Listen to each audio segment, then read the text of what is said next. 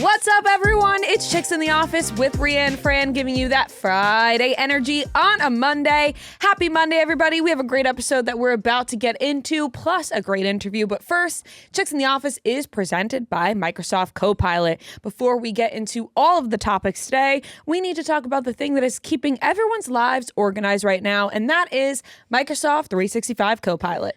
Absolutely, because the world moves fast, your workday moves even faster. Pitching products, drafting reports, analyzing data. Microsoft 365 Copilot is your AI assistant for work, built into Word, Excel, PowerPoint, and other Microsoft 365 apps you use, helping you quickly write, analyze, create, and summarize so you can cut through clutter and clear the path to your best work. You know, if you were like us, where we took a little trip the last few days, maybe you were out of the office, come back, you really got all these emails to read, all this stuff to cut through. Microsoft Copilot will really help you navigate it all so you can get back to your best work and cut through all that clutter. It's great. Exactly, and you can learn more at Microsoft.com/M365 Copilot. We are back. We're back. Back again. Oh, I thought that. Again. Ria and Fran Yeah. are back again. Okay, I messed up. I wasn't sure if you were going Miss Mary Mac. That's exactly what it sounded like, huh? Yeah, but then it also kind of had like a little Justin Timber, like it had a little Eminem in there too. Oh yeah, I was going Eminem. Okay, but yeah, but was completely off. I thought you were going. I thought it was Miss Mary Mac. All dressed in black. But yeah, I thought that's why you were doing. That's exactly what I sounded like. Yeah. Way more than Eminem. But yes, we are back. Yeah. We were in Turks and Caicos this weekend. Yes. My God, did we have a fantastic time. We did. It's just, it's such a beautiful place. Basically ran back the exact same trip we did last year, which we were so happy to do. And, sun, sand, ocean. Food, drinks. Great food. Great restaurants. Good times. Great laughs. Had by all. I feel like people expect us to come in with like some crazy recap, but like nothing crazy happened besides having just a fantastic time. Fun time, fun giggles. Really, and it was my ideal vacation where it's like, you don't have crazy big plans at night. You're sitting on the beach all day. You get a yummy dinner, maybe a drink afterwards. The four of us really got into playing imposter after dinner every single night. We just all played imposter, which was a ton of fun. It was so fun. But it was so nice. And we stayed at the same resort. We went back to the Waimara, and it was all like the same people working and everything. So it's like nothing had changed from last year when we went. We just like saw all of our favorite people again. Yeah. And we have so much fun on vacation. And Joe cracks me up because anytime we leave a place, he's always saying to the staff, we'll be back. Like, can't wait to see you next time. And most of the places we haven't returned to, except this one, we were back, and they were all like, "Oh, Mr. Joe, you're back!" Yes. So it's just fun. It was nice to be. Fun. It was nice to be welcome back. Exactly. See some familiar faces. Yes. Yeah. We really did have a great time. One night really got away from me in terms of drinking. Waking up feeling like, whoa. Oh, I had a blast, the cigarettes? Shut the fuck up. Look, you posted a picture of you smoking a cigarette, so people can put two and two together. I had far too many cigarettes one night. I've never seen you do that before. I've never seen myself do it before. Yeah. But who are you smoking with? Who do you think? Fran's husband. Yeah. Who of the four of us, who do you think? Joe and I were going sig for sig at one point, and I have never. It was just the vibes, the drinks were flowing. Imposter. The thing is, we were playing imposter. Yeah. And imposter can be a stressful game. That does feel more fun to be smoking. And and when you're when you're the imposter and you have a cigarette in your hand, it's just a little bit easier. You just never know. You just never know, but no, it was really a ton of fun, and my husband ended up getting sun poisoning. You're mentioning it. I feel bad because he was so sad on the last day. He put on sunscreen and everything, but the 5 to 10 minutes he sat out there with nothing on really snuck up on him. Like the first 2 days it was fine, but it like settled in. It was like a delay. It was like a delayed sun poisoning. Yeah. And his eyes got all swollen. His eyelids were burnt. They were burnt up. It's truly like the 10 minutes he laid outside with his eyes closed, just soaking it all in day one, just couldn't have backfired harder. Yeah, and it caught up to him like 2 days later. Yeah, because then we were like, we're eating, we're drinking, we're doing the whole thing. It's not like he's in the shade just drinking water, you know? Yeah. And I felt so bad. Yeah, he was so upset because the last day he was down and out. But we were like, just in case we thought it wasn't sun poisoning, confirmed it absolutely was, because we went to this lovely restaurant, the Marine Room, which is so good in Turks. You have to go if you're there. Yeah, so good. And somebody asked to take a picture with us. It was a group shot, and they posted the picture on their Instagram story. And in this picture, you could just so clearly see that Matt had a case of sun poisoning. Yeah, you know, he looked like a cherry tomato. Red. I felt so bad for him. And he flew from Turks to Arizona to do some stuff, some baseball stuff, which is really exciting. But I felt so bad. Oh, God. He's going to be peeling like a motherfucker. Oh, yeah. I'm like, you got to moisturize up. And then we're going to be in Florida at the end of the week.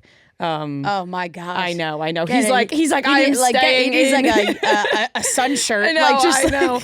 Gonna dress him up like a little kid going to the beach. You know, literally. But no, he will be packing on the sunscreen. But we're going to Florida because I haven't seen my parents since Christmas Eve.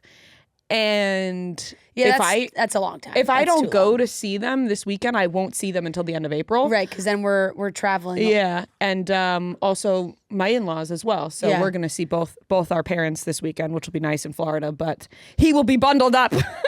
For real.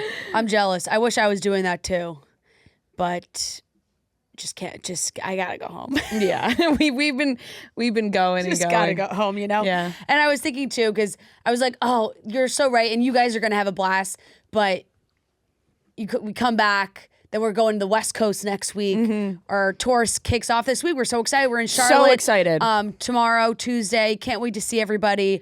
And I'm so excited to talk to Sally and Molly too, because Southern Charm has been getting so good. It got really crazy this week. Yeah, we'll talk about it for later in the episode, but it's gonna be a ton of fun. But no, we had a great time. It was a blast and lots of laughs. We met some lovely people. I have to say, some of our listeners that we ran into, so much fun. It seemed like everyone was having a great time on vacation as well. Truly, it's such a great place. How could you not? You know, it is, and it really is a great like couples trip place as well. It is. There's so many great places to relax, but also have fun. Like, you know, the Conch Shack. Yeah. You got music and dancing and just yummy food all around, great vibes. And I feel well rested. Yeah. And ready to go. Actually, despite really like not wanting to leave. No. You know, when you just think like, oh, one more day just would have done the trick when you're leaving a vacation. You're like, just one more day. And I really do think one more, like 4 full days. We'll know for next time. Yeah, we'll tack on that extra day next year. When you guys start to listen to us and each day this trip gets 1 day longer. It's also really funny, like, when we run into people and they're like, you guys here for work? And we're like, no, we just vacation together as well. Yeah. Like, you're recording from here? No. No. Just vacay. Nope. Just lounging and having a good time. So I did see people ask, though, a lot of ladies in the DMs asking about, you know, if they should go on their honeymoon there. They're looking for an island to go to for their honeymoon and things like that. It really depends on what kind of trip you're looking for. Right. If you're looking for just a lay on the beach with some beautiful freaking water all day, that's the place. Then Turks is a great place. Yeah. Because my gosh, that water is so damn blue. It's just so lovely there. It's just so refreshing. But it's not much of you know, later evenings. I feel like most places, like restaurants and stuff, close on the earlier side. And sure, there are places to go out if you really want to, but it's not like a crazy nightlife, I feel like. Yeah. And I don't know. Most people may not want that on their honeymoon, Or you want to mix, maybe you want half and half. Some sort of mix. Which could work too. Good call by you, because one night we were, at a restaurant, had some drinks after at the bar, and you were like, we gotta get a cab home. And I was just like, living it, We're at another hotel. I was like, guys, I don't think, after a certain point. Yeah, me, Matt, and Joe are just in our own world, still, playing imposter. Friends like, guys, guys, we got to get home. How are we going to get home from here? I was like, wait, what? And it did to get home? It did take a while. I was like, literally the next day I was like, friend, thank God you said something. Yeah. We would have been stranded. Yeah. So it's not like a stay open late place. No. But that was now what we were looking for on this trip. No. So we had a ball. We did watch Traitors together. We did. On Fran's iPad. Yep.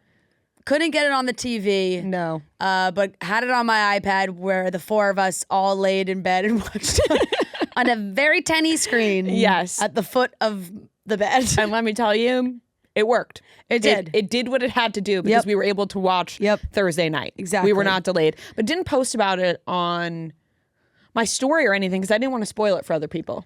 Yeah. And it was also just like, I don't know, we had watched later too, and some people had seen it, not seen it. And with the finale, I kind of wanted to give you kind of want to give a more in-depth thought. Yes. Discussion. Which we will do. Later on in this episode. Yep. Noah, how was your big trip to Nashville? You enjoy your time away from us?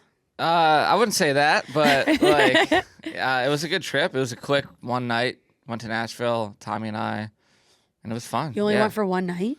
Yeah, it was just like an event, a Barstool event that was happening at the Barstool bar. So we went. You didn't Thursday. want to extend?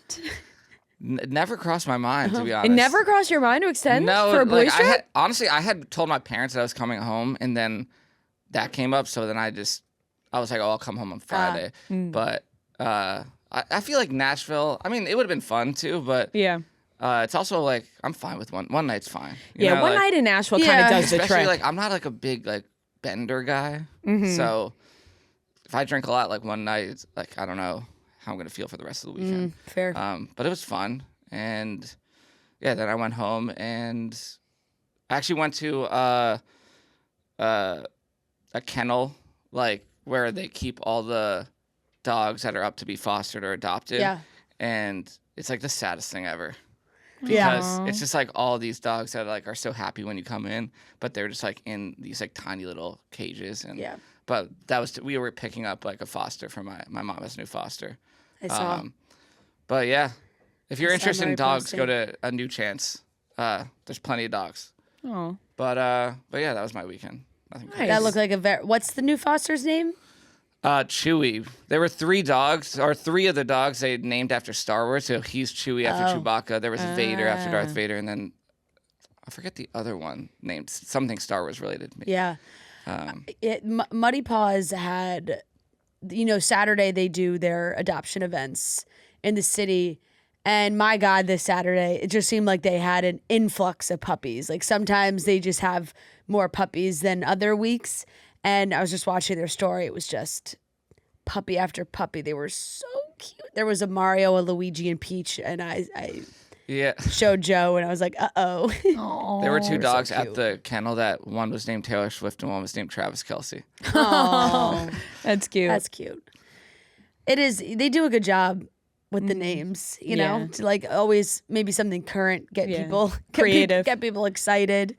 So, well, I'm excited your mom has a new foster. That's always fun. I was fully, if you saw me, I was drenched in mud after we left there, because all the foster dogs, we would take them for a walk outside and it was just all muddy because all the snow was melting and my entire all my clothes were gone. So you're getting down and dirty.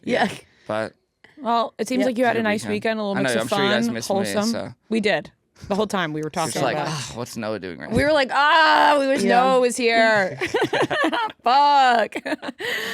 We are traveling, though, today together to Charlotte. Yep. Our show is in Charlotte tomorrow night, and the tour begins. And we can't wait to see you guys there. We got a couple of exciting guests that we will be announcing soon. More guests, more shows. Tickets are still on sale. Reminder to bring your signs if you're coming to a show, because we want to see the creativeness that you guys have and bring to these signs. Yes. And we always have a fun little thing that we do with the signs at the show. So can't wait to see you guys there.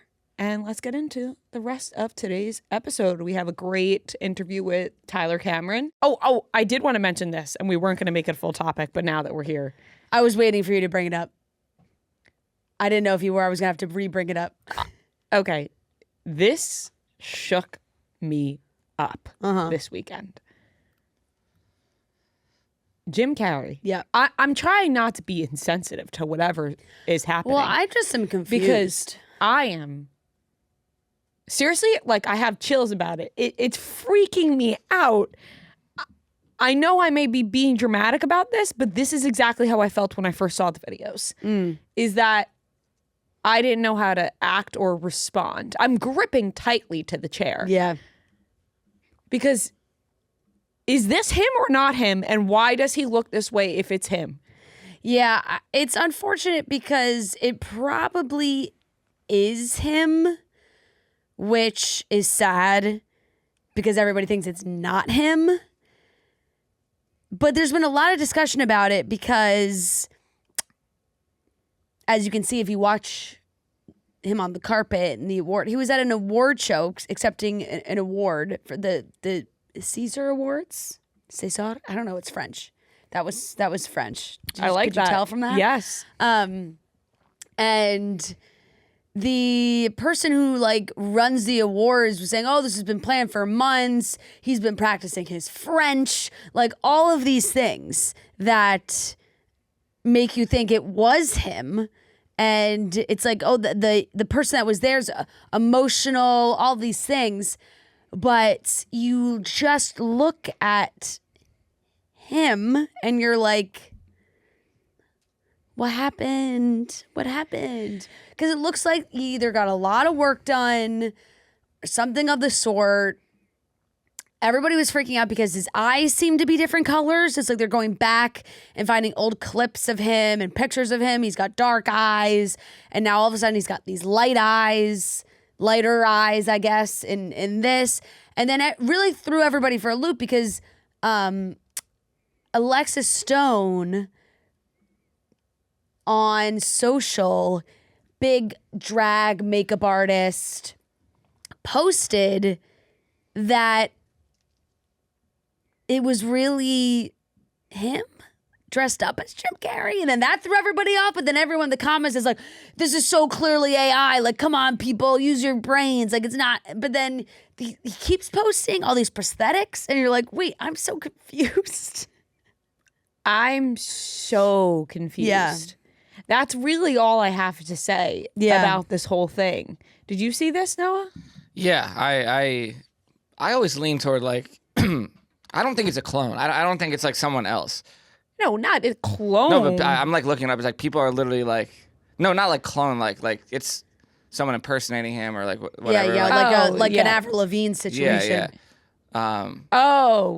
But I just don't see that. Just seems so. Unless this is some bit that Jim Carrey's doing where he's in on it and he's gonna be like, "Look, I got you. That wasn't me." No, I know. I don't think so either. I think it's him. I think he just got a lot of work done. Yeah. But like, it hasn't been that long. It's not like he's been out of the public eye for like a while. I feel like that's a lot of work to be done. So this guy from the award show, he was a general delegate of the awards, says the actor's rare appearance at the ceremony where he received the honorary award was authentic and a historic moment. In a statement sent to Variety on Monday, he calls the outlandish rumors a non-issue and spoke about the preparation that went into Carey's tribute, as well as the star's dedication to learn his entire speech in French. Jim Carrey's visit has been planned since the summer. From the outset, he was extremely touched by the Academy's invitation. 8 months of ongoing constructive discussions. He worked on his speech in French for months, asking me about the exact pronunciation of certain words. He came with his partner, his daughter, his grandson, and 12 close friends and family members. His longtime publicist accompanied him. His old friend, Michael Gondry, who has made a film and 2 series with him, was there, and they were delighted to see each other again. For me, it's a non-issue. I just remember his generosity, his kindness, his benevolence, his elegance. Okay, that's like great and all, but that doesn't explain why, like, what's happening with what he looks like. No. And but I think it's kind of like a this, like they're like, we don't care. Yeah, back off. Like, yeah, it was him, and that's not why he's here. The focus shouldn't be on what he looks like. Yeah. Although it is. Well, sadly. then the Alexis Stone posting just gets everybody all up in a tizzy, thinking that it is something because there's been so many transformations from them on Instagram of things that they've done and prosthetics and characters. If you look at the Instagram, it's crazy. There's somewhere all of a sudden he's Donatella Versace. It's crazy prosthetics that he works with, and he has all of his highlights are different people, and this whole one of Jim Carrey really throwing people off. It's been sent almost 400,000 times, this guy's post. I don't blame that. Yeah. Because I think we're all confused trying to find out the answer here. Right. I mean, it's still like, like he's obviously different, but what's different between this or like Bradley Cooper getting like a facelift, right, or like this happens all the time? I think it was because the initial video that we saw was a side-by-side. That he looked so different that I was like, I was shaken up. When you see the pictures, it's not as, I think, as bold than the original video that I saw, that I was like, what? Yeah. That's like a totally different human. Yeah. But then when you see the pictures, you're like, okay, he got work He's like done. wearing like a lot of Yeah, makeup. I also think you see people, like, when you see someone out all the time, it's just like when you see somebody in your everyday life. And they pop out with a new face. And you don't necessarily notice because you're like, oh, I see them every day. Mm-hmm. And not that we see Bradley Cooper every day, but he's out and about a lot more than Jim Carrey is. Yeah. Despite Bradley Cooper also claiming he hasn't gotten any work done. So. It's like when Zac Efron, that whole thing happens, like you don't know like what's going on. Like his face looks different, but yeah. Mm-hmm. The eyes thing is what really threw me off because I'd feel bad at maybe it is some plastic surgery or something that he's done, filler, I don't know what. But like, the eyes thing really threw me off. I mean, they are totally different colors. Being different colors. Maybe he's wearing contacts. Maybe he wanted to just changing up the look totally. I don't know, but it's crazy. It is crazy. It is. It really is. Because then you kind of feel bad, especially reading that guy's description of him preparing for so long to do this show, and he was so excited to get this award and brought all of his family, and now everyone's like, that's a clone. Right. You're right. He You're put like, in so much work. That's not even Jim Carrey. Everyone's like, that's a clone. Although, would that be Jim Carrey's biggest gotcha ever? It could be. Could it be? So I don't know. I really have I can't say. I've never really been more confused about something. I know. This is the most confused I've been about something in a while. I think we just need to choose to believe that it is Jim Carrey and Jim Carrey got work done. Yeah. And he worked a lot on his French as well. Yeah, I think so. He put in the work for that. Yep. Anyways, moving on. Maybe we'll get the answer soon enough, or maybe we don't. And we'll just continue to see Jim Carrey like this. But we do have a great rest of today's episode. We got Tyler Cameron on today's episode. We have the actor awards. We got our Traitors recap. We got a big old weekly watch report. 'Report, and we're going to get into it now. Let's do it. Let's talk about Batiste, the award-winning #1 dry shampoo brand. It's #1 in the US and #1 in the world. And you can instantly refresh your hair with Batiste. It absorbs oil and grease for a cleaner looking and feeling hair with added volume and texture.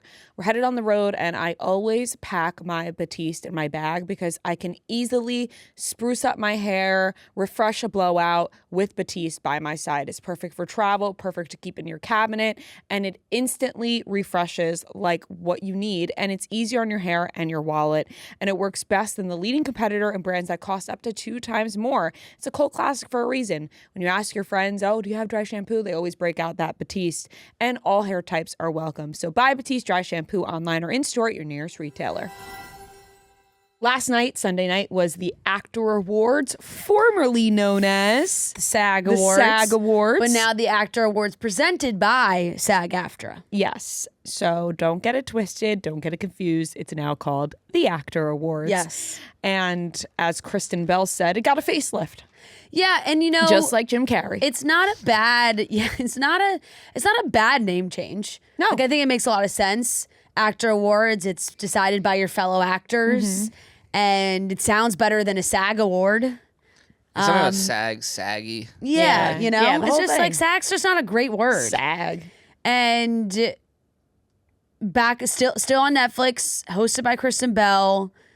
And you know, she did a whole musical number about stage names and changing names, which made a lot of sense. The logistics of the opening number made a lot of sense. It's like, oh, the award show got a name change. So we could joke about name changes and people that change their names and stage names and all these things, which all make sense.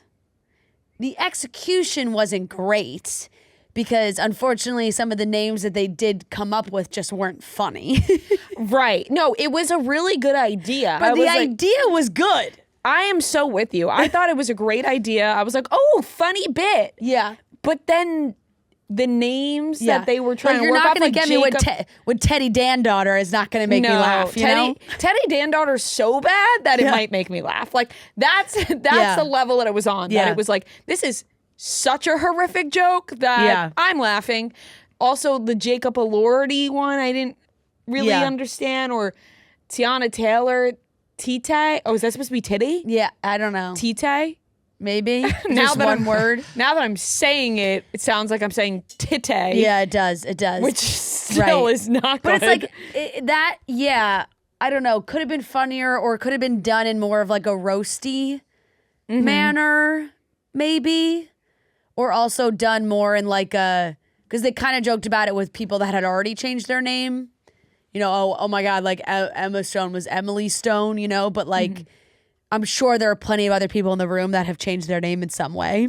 Yeah, some of them were mentioned. Some of them in the were song. mentioned, but I feel like maybe like that could have been more of the focus. I was choosing to just take in Kristen Bell's fabulous voice. Yes, well, And that how is lovely for she sure. sounds, like, you know, Yep. like a Disney princess.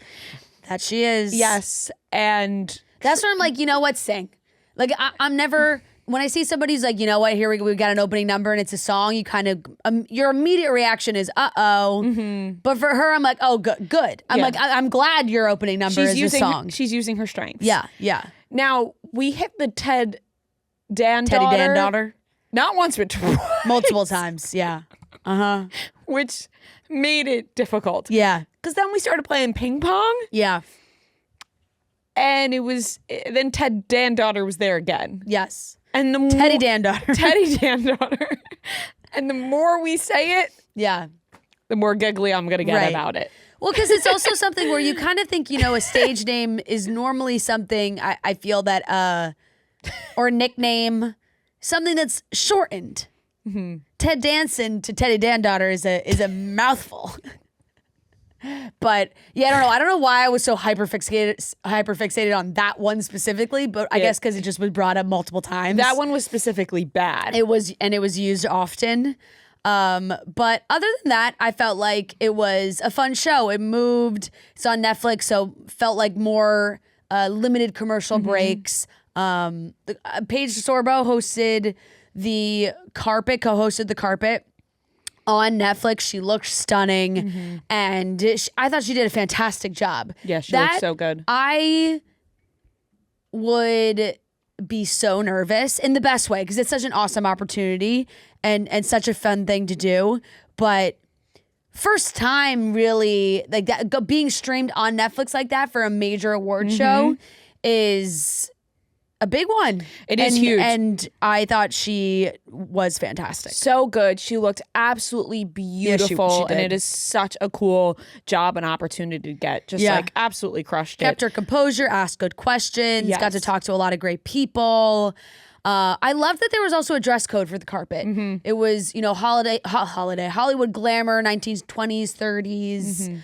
And I felt like you saw a lot of that in everybody's outfits, looks, jewelry. Yeah. Some fantastic jewelry on people. Some of these necklaces. Viola Davis's necklace. Oh my goodness, was that something? I was loving a lot of looks last night. Actually, I was Morgan too. Stewart's Instagram story was cracking me up last night. She was posting just pictures of everyone's looks. She's brutally honest. Like she was is. like, So I hate this so much, or I love this so much. Yeah.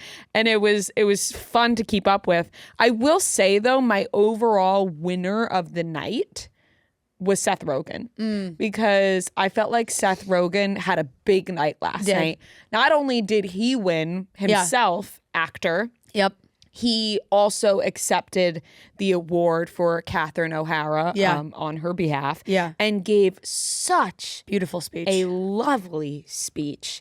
I mean, the things that he said were just fabulous to really capture somebody who's no longer here. Yeah. The words he used to describe her, I was so moved by it. I thought he did such a lovely job. It is not an easy task to get up there and, speak the words for somebody who just held so much, weight amongst these people in the room.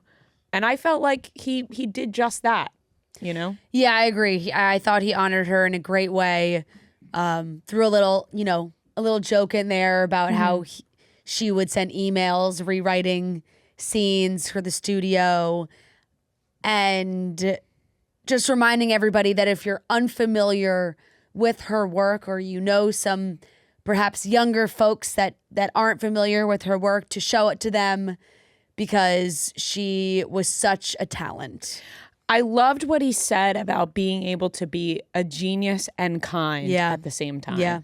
And one does not take away from the other. And I was like, that is so true. So because you nice. get a lot of assholes out there that will just say, oh, well, they're so talented and they're such a genius and whatever, but they're a big asshole. Right. And that just like, it excuses the them. assholery. And it doesn't, because you can still be an extremely kind person. And he said that she was. And I thought that was really sweet and just great all around. So he was one of my big winners of the night last night. Definitely. On top of that, Michael B. Jordan. Michael B. Jordan getting the recognition that he deserves, winning Best Male Actor. Even all the other nominees were hyped for him. Everyone just erupted out of their seats. Viola Davis presenting She was fired up. She was fired up, as she should be. Just awesome. And you can tell how moved Michael B. Jordan was winning. Really, I couldn't agree more. And it also was so nice seeing them win for ensemble cast as well. The cast is so fantastic. And I do think, and they talk about it on the carpet and they talk about it throughout the show, that this specific award show, they all seem to really love, because it's not some foreign entity or critics or people that they don't really, it's like, who makes up these people? And so the crazy campaigning and all these things that people do for the Oscars and everything is like, this is voted on by your fellow actors. And I feel like that means a lot to the people. I know like Noah Wyle was really hitting home with that too, for the Pit winning and him winning as well. And it's just like, I think it just means, even more. And it's so interesting because it really just opens up the field for the Oscars. I saw a graphic on social really of who's won the awards at all the different shows we've had so far. And it's been quite the mix. The only one that has been a sweep is Jessie Buckley. So it's very interesting. You know, it's going to be very interesting to see what happens at the Oscars. But I'm just so happy for the cast of Sinners. I think that the movie was so fantastic. They should be honored for all their work. I know we just had when was the BAFTAs? Last weekend? We all saw what happened at the BAFTAs. And I felt like getting their moment and winning for Sinners in this way was so fantastic. And I loved hearing Delroy speak as well on behalf of the cast. And Miles Canton had a great performance. Miles sang. He sounded amazing. That was beautiful. What a voice. Oh my God. What so good. a voice on that kid. It's incredible. So I thought it was a really great show. Yeah, I thought so too. I thought there were some funny moments as well. You know, it's so funny because I love seeing everyone's different opinions about all the award shows they go to. Like when Seth Rogen got on stage and he was like, "This is a fun award show." He was like, "There's food, there's drinks and shit. Air conditioning is working." Like, yeah, and I'm like, it's just an inside look as to what award shows could be like. Yeah. Yep. Totally. So I don't know. I am so intrigued to see what happens. I'm not going to be able to find that graphic again because it was something that just showed up on my suggested thing on what happens for Best Actor. Like, people are like, Timothée Chalamet's fallen into the Leo thing now where like, because he was supposed to be like a lock, it seemed, and now they're like, oh, they're going to make him, if he doesn't win, like, they're going to make him wait like they made Leo wait for an Oscar. You know what, though? I'm like, I don't know. I'm okay with anybody who wins in that category. Yeah, same. I feel like it's just interesting because I think Leo's out of the conversation now, which is different than what it was. I think early on when we were going into the award show, we thought award season, it was like, ooh, Timothy, Leo, who's it going to be? Because that seemed to be the conversation. But now it's like now Michael is it Michael? Like is it Wagner? Yeah, I'm thinking it's a toss up between Michael B. Jordan and Timothée Chalamet for the Oscar. I'm pulling for Michael just personally because I just love that movie. But when you remember that he played two characters, I mean he's so good in it. I watched both again recently because Joe had not seen them, Sinners and Marty Supreme. So we watched them both like in the last few weeks, and he's so good. I mean, Timothy's fantastic in this as well, but just it's one of those years where it's like those are 2, 3. I think Leo is also fantastic, fantastic performances where pretty content with whoever takes it home. And it's almost like recency bias, like when you rewatch one of the movies, then the next day you're like, this person should win. And then you watch another one, you're like, this person should win. I haven't even seen it. I haven't watched the other, like, so I'm like, if I could watch those, I'd be like, maybe it should go to Ethan Hawke. Right. Yeah, I do feel like that's why, because Marty Supreme came out at the very end of the year where people were like, it was like right before award season where everyone's like, oh, which he was so good, but like Sinners came out so early in the year that they kind of forgot how good it was. And then when you rewatch Sinners, you're like, fuck, he was so good. Yeah, but yeah, there's because like the BAFTAs, like Timothy didn't win at the BAFTAs either, so people, those are like the two industry awards, so they're like that could be telling. I know people like to say that the BAFTAs and the Oscars have more of a correlation, right? Or yeah, like I think just the BAFTAs and the actor awards now, because those are like, they call them industry awards because I'm like, those are people in the industry, not like critics voting. Right. So like if you win those, like I think so that's interesting. More... I guess we'll see. I mean, and then we had Harrison Ford won the, Life Achievement Award, which also another time, brings a tear to your eye. I thought it was such a beautiful speech, and he's just he's so fantastic. Some ups and downs for Woody Harrelson. I feel like announcing him. I feel like there's some jokes that maybe didn't land with the crowd. I gotta be honest, I think I fell asleep. Oh my God, you missed it? Yeah. You gotta go, Ria, you gotta go back and watch it because it was like, it got to the point where he finally did and be like, all right, like time for Harrison Ford to come up on stage. And he was like, I hope no one asks. I hope none of my actor friends ever ask me to do this again. Yeah, I was able to watch it. Like I saw Michael B. Jordan and everything win this morning. But there was a good chunk that I fell asleep around. Oh, you know what? You did because you stopped answering my texts.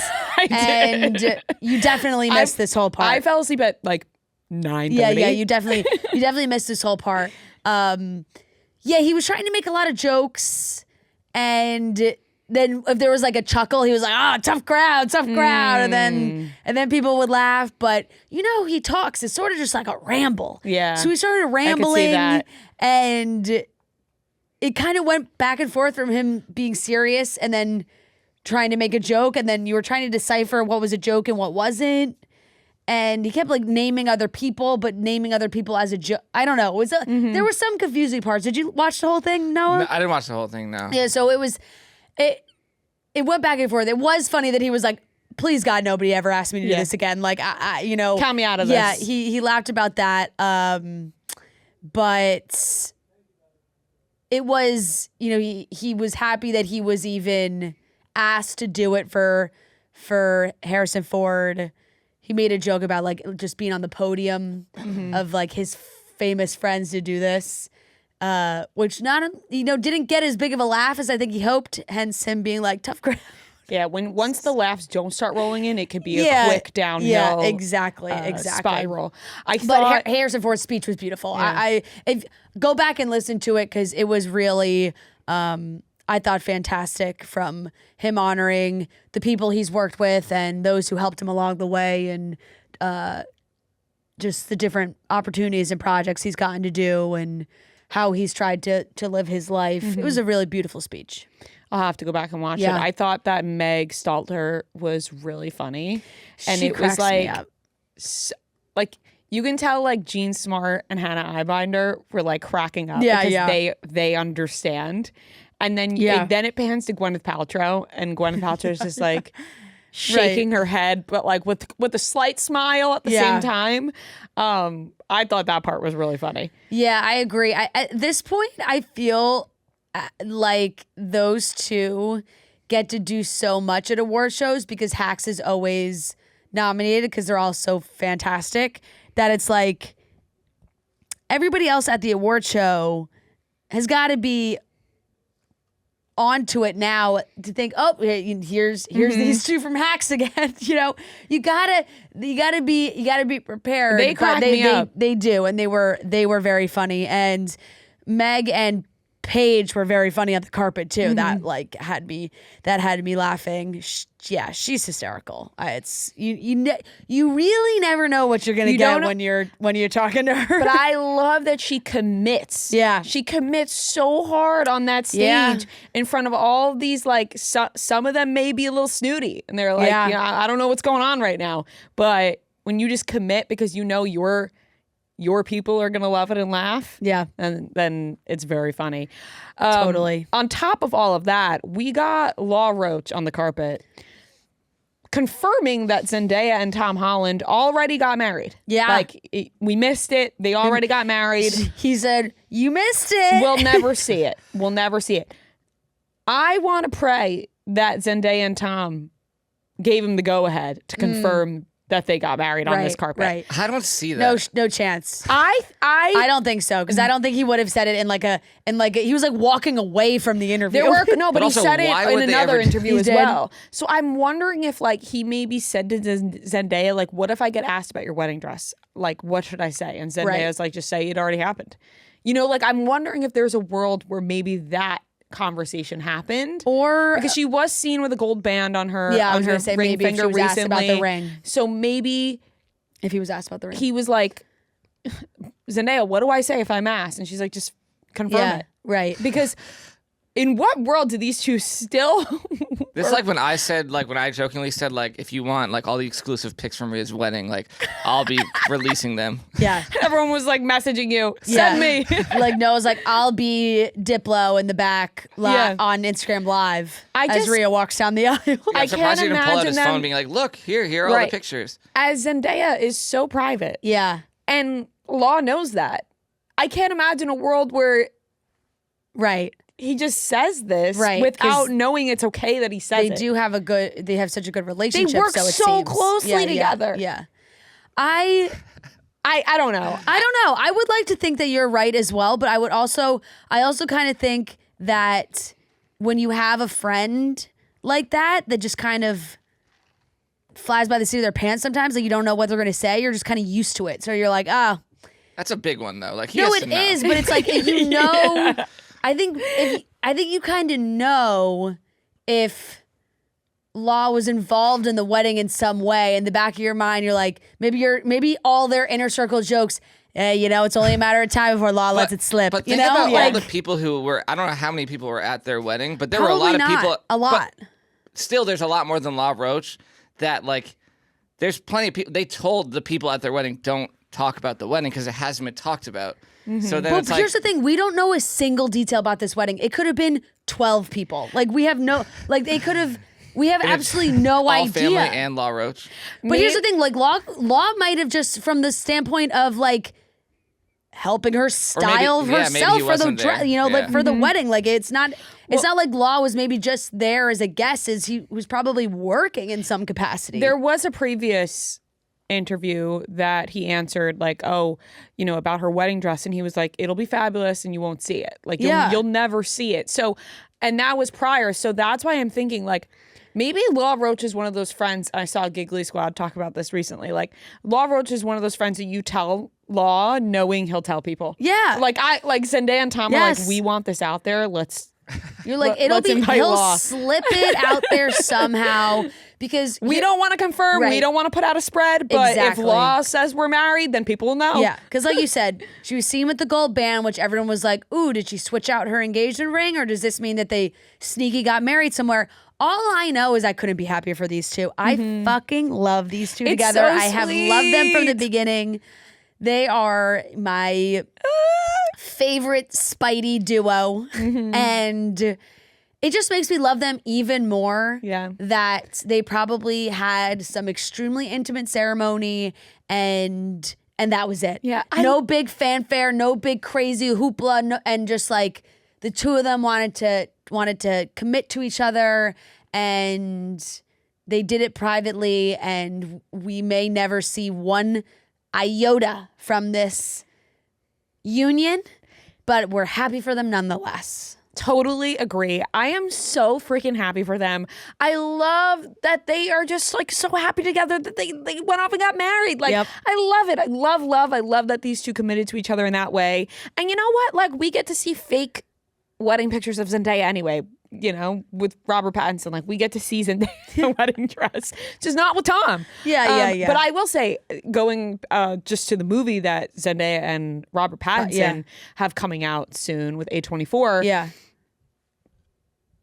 I'm dying to see this film. Same. I watched the trailer for this movie and I thought, what the fuck did Zendaya do? Because know. her character in the movie, for those who have not seen it, her and Robert Pattinson are, getting married, and then they're at a dinner with friends, and they all reveal like a secret that they've done, and Zendaya reveals what she did, and Robert Pattinson is like so taken aback they don't know if they can work through it, get Same married. with the friends. Whatever it is. The friends are just everyone's like, what? What the fuck? I need to know what she did. Yeah. It's a really good trailer. It is. It's a trailer that ropes you in. What's the movie called again? It's like literally like the wedding, I'm looking it up. It's just like it's like a strong the drama. The drama. Yes, the drama. I need to know what the drama is. An hour and 45 minutes. What a perfect time. When does it come out? April 3rd. Yeah, I was gonna say the first week of April. So a month. Yeah. God, I just got so excited. Yeah, it looks like it's gonna be fantastic. Ever since I saw the trailer for this movie, I've been wondering what the fuck did she do? Yeah. You know? Yeah. I'm also really excited for that Ryan Gosling movie that's coming out in a couple weeks. Project Hail Mary. Project Hail Mary. I'm reading the book right now. People are saying that's great. I started it on the. It looks so similar to The Martian too, which is it's the same director. Yeah, same. Yeah. Yeah. Couple good movies on the way. Yeah. Yeah. Harry Styles' album this week. Woo! Sorry. That I'm so. Wait. Oh my God. Speaking of. Oh. Can we talk for a second? Sorry, I can't believe I was going to go without bringing this up. Multiple things now, actually, that I want to bring up before we go into TV stuff. The Brits performance. Mm-hmm. Because I fucking loved it. Mm-hmm. And my God, did it get mixed reviews on the internet. People either hated it, they thought he hated it. I saw people being like, oh, he hates what he's doing up there. And I was like, how do you know? I didn't take it as he hated it. I loved it. Yeah. I mean. I think it gave some people the ick. Yeah. Are you one of those people? It did not for me. No. I watched it so many times. It made me so excited to see the show. I just got excited to see him in concert. Like. Again. It is like he's never done like choreographed moves like that. Yeah, but he did like. He's such a joyous performer. Yeah, I thought that he dances all the time in his shows. Yes, this was like a dance break moment, like which does happen. It feels more organic when he's dancing on stage to his music, but it obviously tied in with the music video and everything in the music video, so it made a lot of sense to me for it to be in the performance. I think it was maybe the screen grabs. Is why people like got the ick. Like, because if you just if you just saw screen grabs of the performance. But I love the screen grab of this. Well, yeah, no. Listen, he looks like he's having a fantastic time. It was just crazy. People thought he looked like he was Miz. I didn't think that. Yeah. I feel like he was in character for that because I saw the dance part and like he would like do a move and smile and then the smile would go away. But I feel like that was part of it. I thought it was on purpose too, because I saw people being like, he's being forced into a new era that he doesn't want to be in. I was like, what? No, I don't think Harry Styles would be doing this if he didn't want to. I agree. Like, at all. Like, I don't agree. think... Someone's making him do like choreographed dances. Harry Styles doesn't scream puppet to me. Like, no, that not he at is all. like forced to do things that he doesn't want to. Yeah. So I think that this is just him exploring. Did you see like the whole Jack Whitehall, he hosted the Brits, and did you see like they had a whole intro to the show with Harry? That was funny. I did see that. Did you share something on your story of Nick Jonas the other day? No. No? No. No? I'm blanking now. Just the Harry video. Okay, I thought I saw something of Nick Jonas this weekend. And now it's escaping no, the other me. thing I wanted to mention was SNL, because Connor Storrie hosted SNL. Oh my God, I can't believe we forgot that. And he went from SNL straight to the Actor Awards, which pop off, like good for He him. is booked and busy. So booked and busy. And I was so happy for him. I thought his monologue was fantastic. I loved the moment with the hockey players getting the Hughes brothers out there. But then we got the ladies out there. And I thought that was so fun seeing like Megan talk about, they both had games earlier in the day. They both make it well-timed joke. I thought it was a great close to that whole situation. And what a good way to do it. I think, on a stage like Saturday Night Live. Unfortunately, the rest is tough. And here's my thing, and I saw a lot of people have this take, so it's not exactly an original thought for me.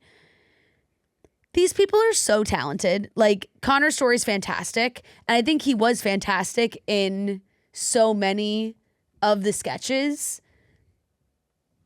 God, a bunch of them were just duds. I didn't see any of the sketches. Oh, I didn't watch the show like start to finish. But I watched the monologue, and then I watched a ton of, I don't know, at this point on social, they post the whole thing. So it's like on the flight, I felt like I watched the whole show on TikTok. Right, you could watch it and catch up, yeah. That I was like, oh man. I just kept seeing people say how bad some of the writing was for the sketches that it did not make me go out of my way to then go watch them. Yeah, that's fair. And a lot of people are like, hey guys, listen up.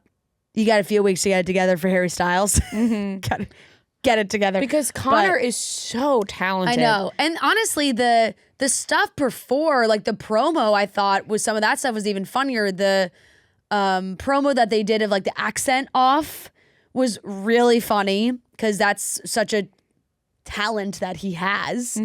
And there was one musical number, like a full short that I guess didn't make the show.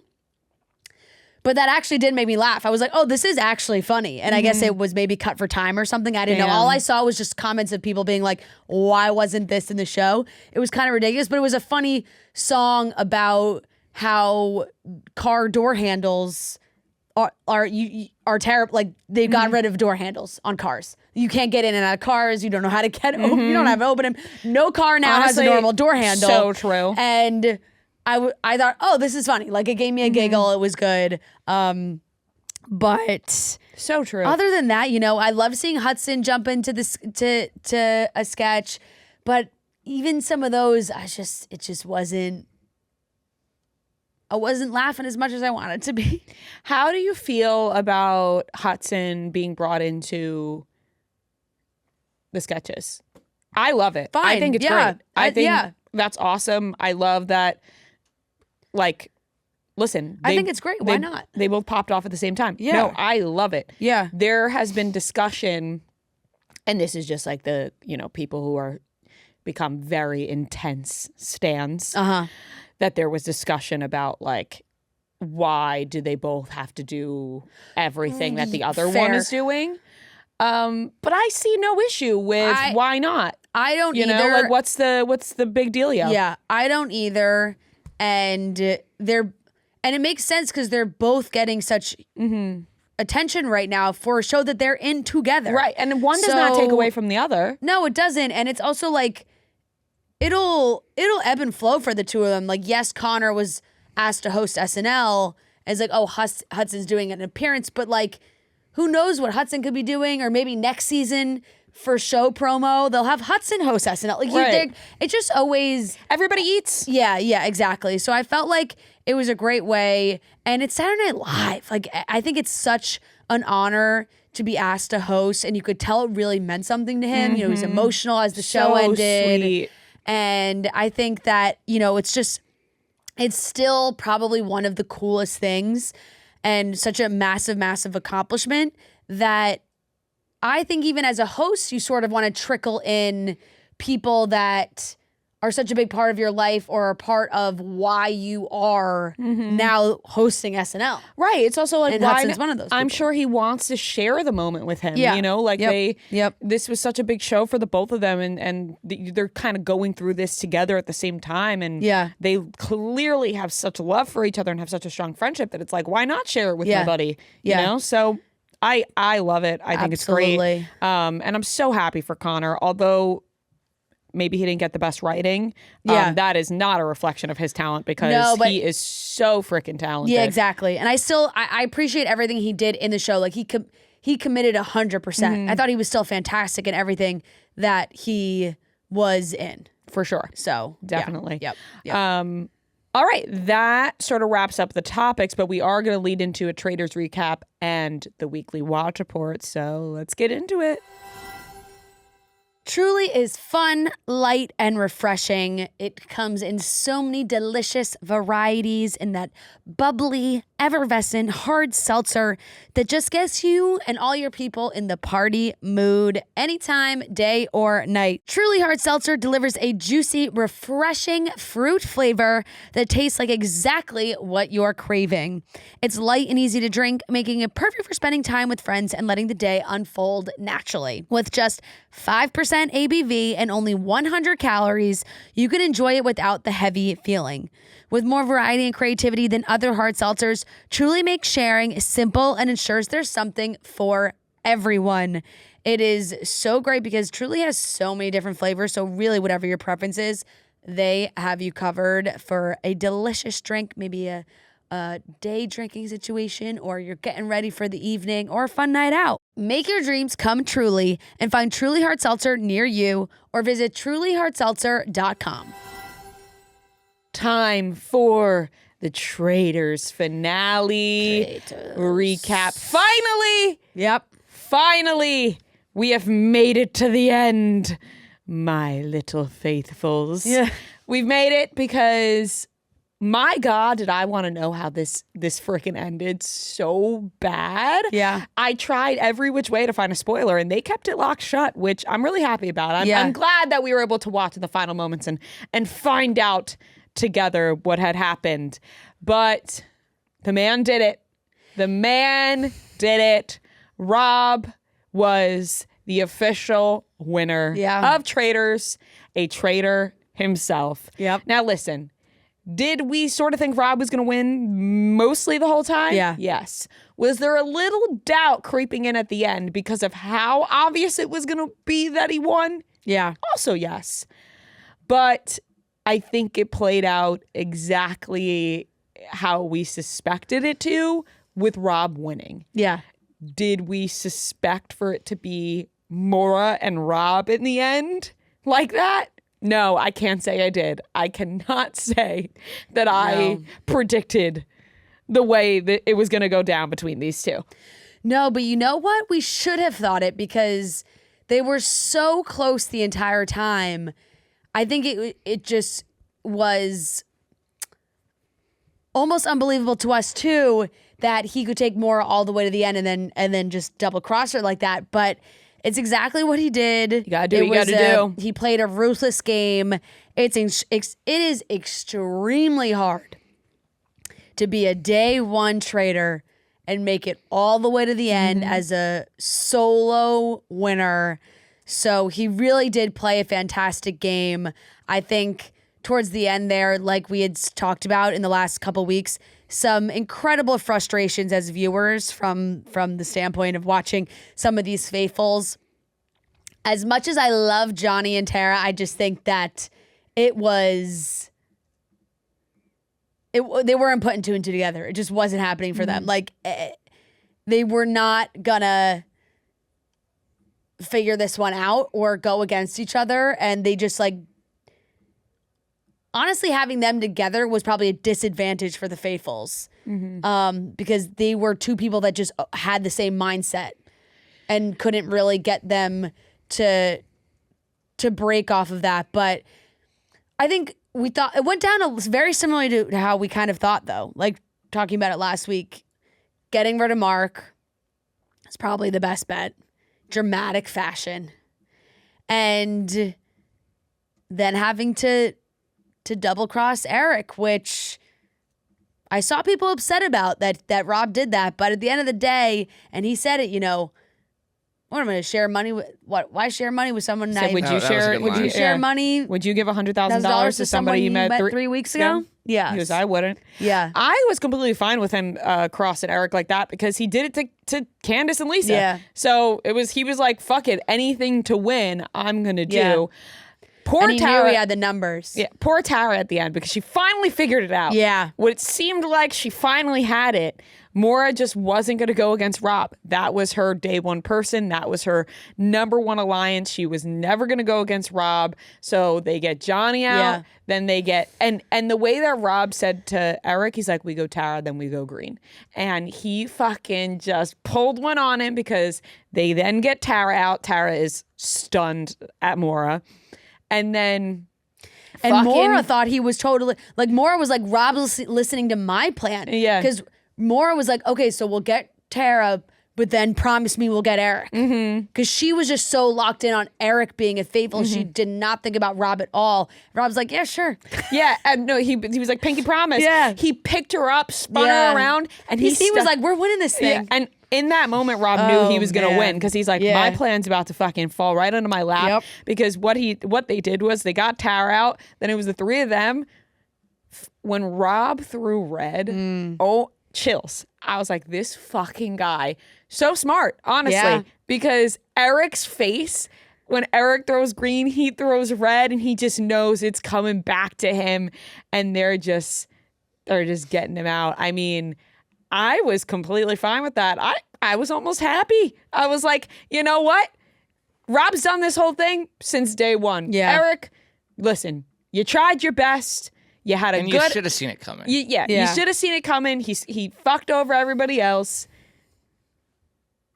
You tried. Yeah. But you failed. And that's that. Yeah, and I think here's the thing too. I don't think Rob was really going to be able to convince whoever it was, whatever faithful was left, that Eric wasn't a traitor. Because I think they were so adamant that there was a traitor left and that it was Eric, or that, you know, that would have been suspicious if he really tried to throw people off of Eric, to be like, no, like if all of a sudden he was like, I really think we're all faithfuls, guys. Like, I think that would have thrown people off too. Yeah. So it made sense to just be like, oh, you guys are all down to go. You guys are down for Eric? Absolutely. Maura, it was brilliantly frustrating to watch because she just refused to look at Rob. And then she had to own it, and she did. She was so shocked. Her face at that last reveal was insane. When she made the joke to Rob, like, oh, like to try to make him think she was a traitor. Yeah. I was like, oh, You're just like, no. oh, no. And you could see it. She's like, when he hesitated, she's like, oh my God, like, don't tell me. And of course, in the moment, she's super shocked. I think in her interview, like in the little confessional, she said it in the best way you can. So I give her a lot of credit for that. It's like, you know, he fucking got me. I don't know what to say. Took it like a champ, because you could have a lot of different reactions to that happening. Yeah. And I think she's like, damn, I like, fuck you, but respect, because you got us all. You played us all. I thought she had a great reaction. I think Yeah. she had like the proper like initial reaction of like, what the fuck? And Yeah. then like, you know what? Props. Something that was really sticking with me was that I felt like we never saw their actual mouths say Rob's name as a traitor. Like you would see them say Eric, but then every time they said Rob, it would cut away. Like you never actually, in the last episode, like for some reason, I felt like you never saw their mouths actually say Rob. Like it would be like shot from behind their head, or it would be like in a confessional, but like moving fast. Like I was like, something's off here. Like I don't know if they're suspecting Rob or if this was edited in after to make them not seem as clueless, because I think they were on to Eric, but I don't know about Rob here because the editing was off to me. I don't know if I was just overthinking it, but that's something that I was like speculating on while watching. But I mean, props to Rob. So well deserved. He played an unbelievable game. So smart, top to bottom. He did what he had to do, and he won it all. Like he just swept the entire game. As for the reunion, shout out to Donna Kelsey, who had some funny lines. I mean, She did. Donna Kelsey had some funny throwaway comments in that reunion She for does- somebody who was, you know, gone the first night. And then as for Candace going at Rob, kind of a low blow to accuse of cheating. Yeah. Like, you know, I there is not 1 ounce of me that thinks he cheated in that game. I think it's just a low blow when somebody wins the whole thing to be like, you cheated, because there really is no benefit. There's no benefit, No benefit. to a traitor telling a faithful that they're a traitor. You both can't win in the end. Yeah. A traitor and a faithful both can't win. So there would be zero benefit to be telling a faithful that you're a traitor. The only thing that I could see is like, because Colton was so vocal about, and now vocal afterwards, about how he seemed to really want to be recruited. It's like, maybe that's a conversation. But is that they him? can't have that conversation. I don't think, like Rob said, they can't even have that conversation. That's breaking the rules. It's not allowed. But in a world where if it was, it's like, oh, Rob sells it to Colton as like, you play with me now, and when I get the opportunity to turn a faithful into a traitor, I'll pick you. Like, Yeah, but but it just even then, seems- I just don't think that conversation even happens, because I don't think they can. And it's so risky. It's like, why would you even have that conversation? Yeah. You don't know how far Colton's going to go. Like, I mean, they're on he camera. really wanted to become a traitor. They're clearly. also on camera all the time yeah. and being recorded 24/7. Like, it's Do impossible you for believe that to Colton happen. really was like trying to get recruiters? You just saying that now to try to make it look like he was like No, strategic? I definitely think he wanted to be recruited. You think? Yeah, because I think he knows he was playing a So pretty. you think like when he said that hostage thing, like that was him trying to get recruited? No, I don't think that. I think he was just playing a pretty like reckless game in general. That once he started just throwing people's names out every second and just like being the loudest in the room, that he knew the only way out of that would be to be recruited, or he was going to be sent home. Like I think that's pretty fair. And he said that, and I believe him when like.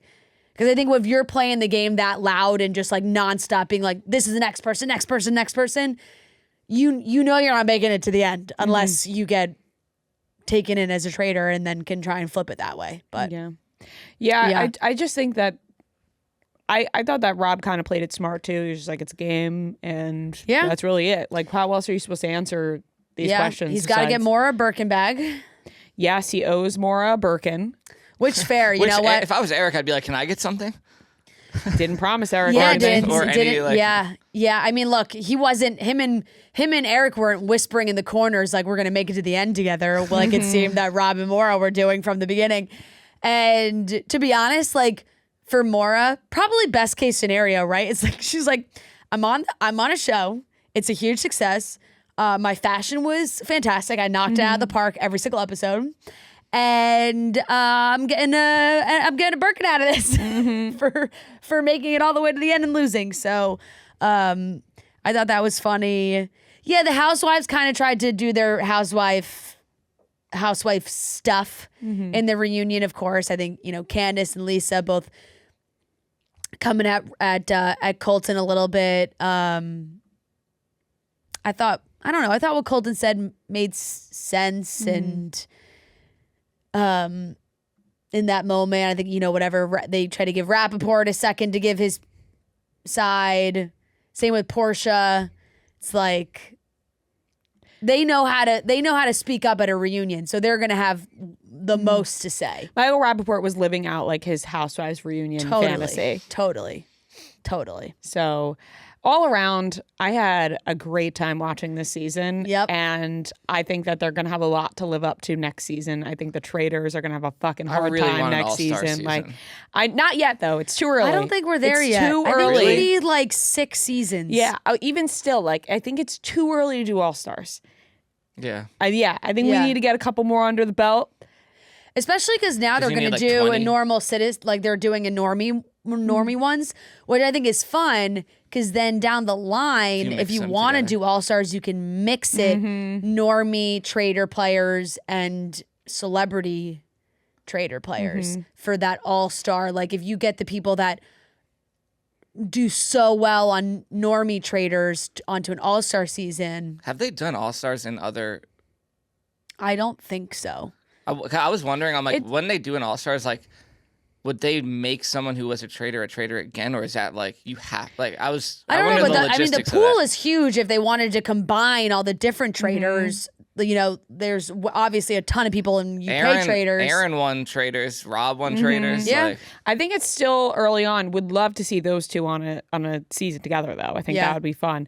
But I think it's early on in the Traitors universe for there to be All Stars. I think we need a couple more. Yeah. But this one was so good. Who knows if Rob will come back? He just wants to live his quiet life. He wants to live his quiet life. He has a girlfriend. He's got a girlfriend. Yeah. Happy for him. Yeah. Yep. Maybe Seems we'll like see him things are coming up for Rob. And maybe we'll see him on Dancing with the Stars. I think he needs to do Dancing with the Stars and then fade into the abyss. Yeah. And then come back for Traitors All Stars years down the line. I wonder if he would do Dancing with the Stars. Part of me thinks that he might not, but if they offer him a pretty penny, Yeah.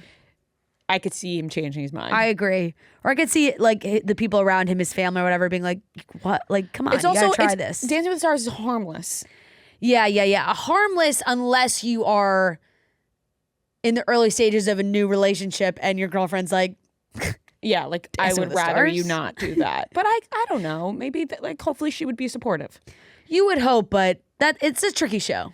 It is, but we'll see. I'm rooting for him to be on there, and great stuff by Maura. I mean, listen, yeah, she got bamboozled in the end, but what are you gonna do? She put all her trust in Rob. Yeah. And All she the got trust in got. the snake charmer. Yep, that he is. And I think that wraps up for the Traitors recap. I'm gonna miss it though. I'm gonna miss the hell out of it. I really am. I'm gonna miss Mark Ballas's TikToks and Instagrams. He has been quite entertaining online. Yep. He was seemingly got a quieter edit on the show, but he has been entertaining, and His TikToks are really funny. they are. I think this has been a great cast, and It I'm was. looking forward to them announcing the next cast. That's what happens. Yeah. It wraps up, and you go, who do I want on the next one? I think they're both on Watch What Happens Live on this week. They are, on Rob Wednesday. and Maura on Wednesday. I could see like Paige DeSorbo doing Traitors. I think she would be She'd be hilarious. Like some She'd great need some fashionistas That's in what there. I'm thinking. Like Yeah. just confessional wise Yeah. and fashion wise. I feel like Paige would be great. That's all I got right now for people who I want on the next season. Yeah. Yep. I know. I'm trying to think too. Let's get you guys on there. I would fucking love to be on Imagine they Traitors, put- but I'm not, famous enough. Imagine they put Paige and Craig on there together. Oh, Ooh, she that would would never. be- She wouldn't do it. And she shouldn't. I wouldn't either. No. But if they did, it'd be pretty crazy. Having TV. like Craig and Austin on there would be funny. Yeah. Like, to see I feel those. like Craig would do it in a heartbeat too. I don't really know any of them that wouldn't do it at this point. Like Yeah. what I think it's a show that's on the top of a lot of people's lists. Yeah, it's definitely. for competition shows that you would want to do. So Yeah, that's my Traitors Yeah. is my number one. Seems just like everyone just gets so close, but you don't know who's lying. yeah. It's so hard. Yep. Yep. All right, that wraps up the Traitors recap. We're about to get into the weekly watch report, and honestly, it's the perfect time to crack open my Pepsi Prebiotic Cola. This flavor is cherry vanilla. I'm going to crack it open in the mic.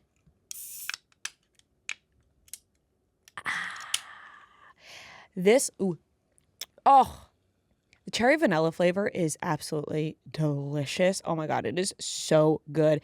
Pepsi new prebiotic cola is just what you need. There's a regular cola and also the cherry vanilla. It comes in 2 flavors.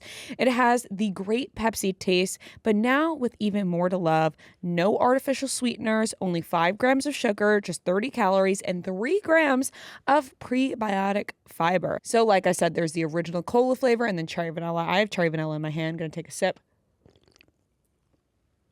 Oh my gosh, it is so good. I cannot wait to have this with my lunch right after this. It's just delicious. And it's Pepsi Prebiotic Cola. It's unbelievably Pepsi. So whether you're having your lunch, you're having your dinner, sitting on the couch, sitting back watching a nice TV show and you want to crack open a Pepsi Prebiotic Cola, this is calling your name. It's available now, so try it today. All right, let's get into the weekly watch report where we talk about the things we watched this week. Weekly watch report on Monday, weekly watch report on Monday, weekly watch report on Monday, weekly watch report on Monday. Woohoo!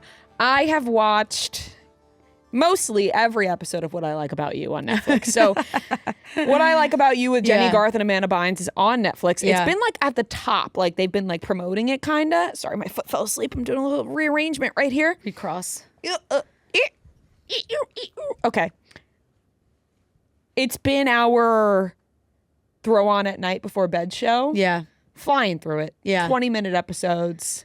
I gotta go back. I would actually love to go back and watch that because when it was on, when they would play it on like, I don't know, Teen Nick or whatever the hell it would play on, like I was obsessed. Maybe it was like Freeform. I don't know Yeah, what ABC Family, you mean? Yeah.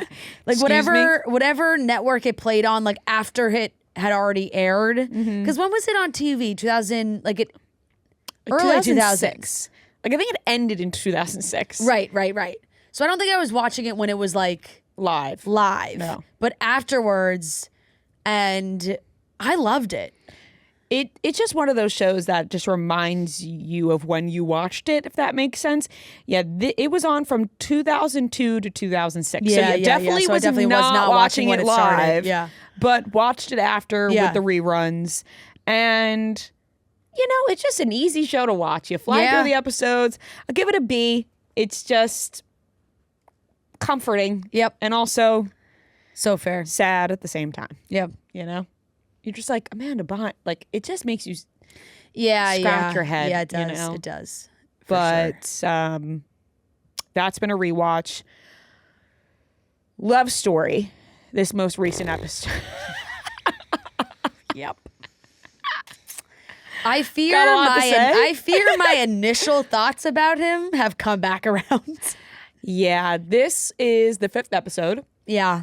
This is the, Battery Park City fight episode, the proposal and whatnot. Listen, I like this show a lot. So do I. And I will tune in every damn week. This episode in particular was a tough go for our guy, Paul Anthony Kelly. Yeah. Acting-wise. Yeah. Thoughts? Yeah, I agree. There were three things I you wrote made down. quite the noise when I Yeah. Yeah, look, there were 3 things I wrote down from his moments. And one was the when he was yelling in the park, and it was like talking about why he proposed, and he was like, propose out of love. That was one. It was like all one word. Propose out of love. Propose out of love. I'm literally choking. There was the kind of like toddler-esque tantrum on the sidewalk. Where he said, why can't we just love each other? Yeah. Yeah. And those were the moments that really popped out at me. Because here's the thing. What was the third one? No, the tantrum on the side, that was a double. Okay. But it was, I find her to be so good that it unfortunately hurts him. Yeah, I think she's Does that make out-acting. sense? She's out acting him all over the place. Like, I just feel like she is like actually believable, and I struggle with him. And there's moments where I'm like, okay, I get it. And I do think that it is a little bit of, in those moments, like JFK Jr. was kind of supposed to, they think he's acting like a little bit like a baby. Like it's, I get it, but I don't know. It's the performance. Yeah, there was also one that stuck out to me this episode when they were in the elevator and he said that he forgot his wallet. Yeah. Just that line in particular, if you go back and watch it, it's very much like beat. I forgot my wallet. Yeah, like, right. Almost as if I was casted in a show. Right. How bad my acting would be. It would be like, I forgot my wallet. Like I couldn't. Yeah. Oh God, I didn't. And here's the thing: I really didn't want to feel this way because I had been it's getting better. I had been defending Paul Anthony Kelly up and down with his acting for this show, but this one I can't defend you, Paul. And here's the thing: I'm wondering. I actually asked. I did brought think this it up got to better, and then this one maybe a little dip. I brought this up to Jeff DeLoe yesterday because I texted him about it. And I said, do we think that this episode was shot first? I was going to say, maybe they didn't shoot chronologically. Maybe, because a lot of shows don't shoot chronologically. They don't shoot chronologically. But they would go like most important, like biggest fight first. I don't know. That's what I'm wondering. They might have, because there were paparazzi photos of them shooting this scene pretty early on. Right. So I'm like, maybe, did they shoot this episode in the beginning and then the other ones later on? Because it took quite a dip this episode. Right. It's scattered. The acting in this episode, to me, is quite different than it's been in the other ones. Yeah, I agree. I agree. But it's still a good show, and I think Sarah Pigeon is wonderful. Yeah, she's just so great. I think she's great. I mean, she was great in The Wilds, too. She was great. She was in, you know what's so crazy? I didn't realize this. I know what you're going to say. She was in I Know What You Did Last Summer. Yeah. I saw that someone tweeted that, and I was like, wait, that was her? No, she's a fabulous actress. Yeah. I think I've said the word fabulous a lot of times today. The blonde has really... The blonde really transformed her. She looks like she's a great blonde. She's Is a fantastic she a blonde. natural blonde, or is she a natural? I think she's a natural brunette. Natural dark, yeah. Because I saw her on the carpet last night. Yeah. She's just like sticking with it. The blonde is working for her. The blonde, she can pull off both, but I think it's hard. Sometimes it's hard to like when you have had darker hair and then you go to the blonde to like really have the blonde be believable, if that's the right word to use, like she really pulls it off. She pulls it off. And now I'm wondering, like, I'm sure you're seeing online this, everybody wants to be Carolyn Bessette Kennedy and her style. Yeah. I'm like, are you guys sure you don't want to just be Sarah Pigeon as Carolyn Bessette? Like they're watching the show and being like, I want to dress like Carolyn Bessette. But you're going on, you're like, really what you want is to be Sarah Pigeon as Carolyn Bessette. I mean, there are a lot of photographs of Carolyn. Yeah. The real life Carolyn that people are going off of, but like it was inspired by Sarah Pigeon in the show. So, I think it's probably a mixture. It's a major TikTok trend that's kind of like also going overboard too. I've seen so many people. It's like, oh, they're calling it the CBK effect, not to be confused with CPK, which I always want to say because that's California Pizza Kitchen. CBK, yes. Like I saw a TikTok go viral this weekend of Saturday at some bar in the West Village, and everyone was like, all the girls are dressed the same because everybody wants to look like they want that CBK look, which is just really a timeless aesthetic in general. But it is quote unquote trendy, I guess, right now because of the show. So I will also say though, like anything will look good on like a 6 foot skinny model type of a body. You know what I mean? Is she that tall, Sarah Pigeon? I don't know. She's 6 foot, but she's like 5'9" or 5'10" around there. She does look tall. You know But what you I'm think saying? that's deceiving? Let's see what Google says. How tall is she? 5'10". 5'10", Yeah. Yes, she's tall. That's tall. Yeah. Yep, I agree. How tall was Carolyn? I feel like probably pretty tall. You think? 5'9". Yeah. So it's What did you guys think of Ethel at the table? Better than Jackie. Ethel scared me. No, yeah, but I'm like, that was absurd. Like, do you think that actually happened? Like, that was crazy. She was just grilling everyone on politics. I feel like maybe that did happen. I don't know. I don't really believe anything from the neither show. do I. I was like, don't this think did there's not just happen. I don't take a single thing really as fact because we don't know for sure. Yes, sure, like there's been books and all that written about the family, but not it's always from like outsiders. It's like, take your scarf off. It's never like from the actual family themselves. I thought Carolyn's scarf was so chic in that scene that she had to take it off. But I certainly believe they sat around the table talking about politics. Yeah, But maybe not in that fashion. I know, but I believe it in some extent that happened, but for not sure. as like she, as like, exactly gets harder portrayed. questions farther down the table. Yeah, like it's like we also. How do we know that? You know what I mean? Like it's I think also a like lot pure of it. speculation on what exactly they were fighting about in the park. We know they were fighting because there's pictures of them fighting. Right, but we don't know if they were fighting about the proposal. We don't really know like what allegedly exactly they were fighting I just about. want to love you. There's stories. What did you write yesterday? There's in the stories. No, it was one of the other quotes. It was, why can't we just love each other? Yes. Wait, I'm going back to read it. Sorry, I keep picking up my phone. I didn't realize that Robert Why Kennedy. can't we just love each Yeah. other? Why can't we just love each other? And he was like sitting on the sidewalk, like, and he said it like a kid. He was like a kid. Like, Here's what I yelling to just his said. mom. That was my line. It was a tantrum. Yeah. On the sidewalk like a little kid. Yeah, that was tough. But I'll give this episode a B. Minus.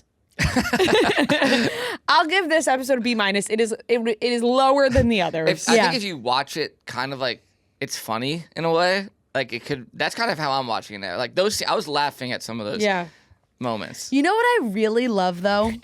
They have and like I know we've talked about the music before, just when they use like Music is great. popular songs, but Carolyn and JFK have like a little melody. Like that goes with the show. You know what I'm saying? Like it's like the background melody, like when things are good between them. Yes. And it's a beautiful little number. It I is. love it. Like every time it plays, Yeah. I'm like, oh, it's like a warm hug. I'm like, is these two nice. are in love. Like it's not an act. Like it's obviously made for the show. It's the whatever No, it's The called. Goo Goo That's the Dolls, music was that a- played was a for good them in drop. real life. Yeah. Whatever. I'm like, what am I? What's the word I'm looking for? Score. Score. Thank you. It's just like the background score that is Yeah. playing, but it's lovely. No, it is. It's lovely. It is lovely, and I still think that the two of them have great love chemistry. They do. I think the Calvin Klein character is one of the better characters. I buy into him. I know nothing about Calvin Klein, but he fascinates me. Oh, the guy Yeah. who's playing Calvin Yeah. Klein. Yeah, he's good, but that's another one that I'm curious about because it's like I feel like they're really playing up how pissed he was about this whole situation. Yeah. Like this snarky, like, oh, you can't get your boyfriend to come to my party. Like I'm like, I don't really know if Calvin Klein Yeah. cared this much. Like Maybe he did. maybe he did, but I don't know. Yeah. Yeah. But yeah. Look, I'm sure there's a million books, and I've seen people looking for it. They're like, I need source material. Like, where's the documentary? Where's the give me the real shit of like where I can learn what's going on. Give us you know? the actual stories. Because there's books, there's plenty of documentary. books and stuff that you can read, but once again, it's not like And- Caroline Kennedy hasn't written an expose on her family, Right. And by the way, people never heard Carolyn talk. So No, we don't know no, really. there's like barely anything. we're just going off Sarah Pigeon. Yeah, And she's just a great actress. I think she's It just is doing a funny great to job. see everyone's using "It Ain't Over Till It's Over" song on everything now, out of nowhere because of this. I feel like everyone's I've seen a million TikToks of guys trying to dress like JFK Jr. now. Yeah, yeah, it's taken over on both sides. It is, so. yeah. Especially in New York City. yeah. A lot of love topics today. I got Love Island All Stars and Love is Blind. Yeah. Love Story, Love Island All Stars. I don't know which way I want to go with this. I'm going to go Love Island All Stars next. All caught up. Yeah. Finished it.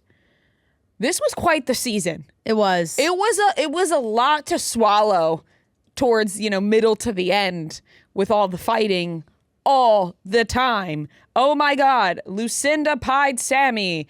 And how much are they going to fight about this? And Belle and Scott, it felt like it was never never ending. ending. The fights just kept going and going and going. It was good cast though, entertaining. And here's the thing though, I'm always bored by the finale. Yeah. Because as much as the drama gets tiring when it's the same thing, then you're at the end and you find out the winner and that's that. But I will say, I'll give it a B+ Yeah. all around. Yeah. Not one of my favorite seasons, but it was entertaining enough that I caught up on all of it. Surprising win for me, I'm not going to lie. You think so? Yeah, I don't know if it's just because the discourse I saw online really had nothing to do with those two, which I guess maybe is why they slid to the top. It's like they were, because towards the end, yes, Sammy was involved in the drama with Lucinda, and that was kind of it. But like the last couple of weeks, it's like you heard Kieran speak 4 words. It's like they weren't really getting a lot of airtime because the drama had to do with so many other couples. I thought that maybe just because they weren't really in the drama, yeah. is that they were like kind of Yeah. solid, and then I thought that's Millie was why. maybe going to take it just because everybody loves Millie so Yeah. much. And Millie is great. I do love watching them all after the show. So like now they're all on TikTok. Like Lucinda and Sean are making all the TikToks No, together. When Lucinda and Sean asked if people thought they were gonna get married, yeah. I was like, these two, I am not so much like on the I hate Lucinda No. or I hate she was very annoying. No, at a lot of parts. And She's really, like a reality TV plant in my and mind. like really frustrating, and I could see why the girls were getting fired up. But then I kind of switched my tune where I was just like, you know what? I'm just gonna take her for what she is at this 100%. point. And I really do think Sean is so obsessed with her. And I'm telling you, these TikToks are unreal. I've only seen a few of them because they have only been out for so long. But one of them, she's doing a full singing in the shower. But when it cuts to singing in the shower, it's Sean fully clothed in the shower. and she's dancing in the mirror. He's singing in the shower. And then they did another one. Like, she loves like the cheesy saying TikToks, you know, where it like starts with her and there's like words on the top. It's like, when they tell you you need this, and it's like, but you get like whatever. Yeah. And it's something like that. And she's in front of her bed, and the bed is made, and Sean is underneath the covers completely. And she falls back onto the bed, and he like wraps her in the Creative like, TikToks. wraps her I gotta in the catch covers. up. It's crazy, but no, they're literally all on TikTok. I know Millie and Zach are getting caught up on all of Zach's TikToks. And here's the thing, like, they're like, oh, the dancing TikToks, all these things cringe. Like, Zach's social media presence is so cringy to me. And they're acting like he was posting these videos years ago. I'm like, how about 3 months ago? You know, like, they're not that long. No. We'll see how that one goes. I really hope it goes well because Millie really does seem to like him a lot. I just kind of I appreciate the content. I don't know. I go back and forth. I kind of need him to put down his phone for like a couple days. Because I'm like, every time I open up TikTok, it's a clip of him from a live stream or a TikTok live or Instagram live, or they're answering fan questions or they're vlogging or they're doing something where I'm like, can you put your phone down for like a weekend? I think these people, they get on the show and they get so caught up with how into it people are and they want to capitalize immediately, but it almost seems like they're never off their phone. Never. It felt like this past season of Love Island USA this summer. Yeah. It was like they were on their phone constantly. They could never put it down. I'm like, has this guy put his phone down one time? Yeah, it's not going to be healthy for you or the relationship. Yeah.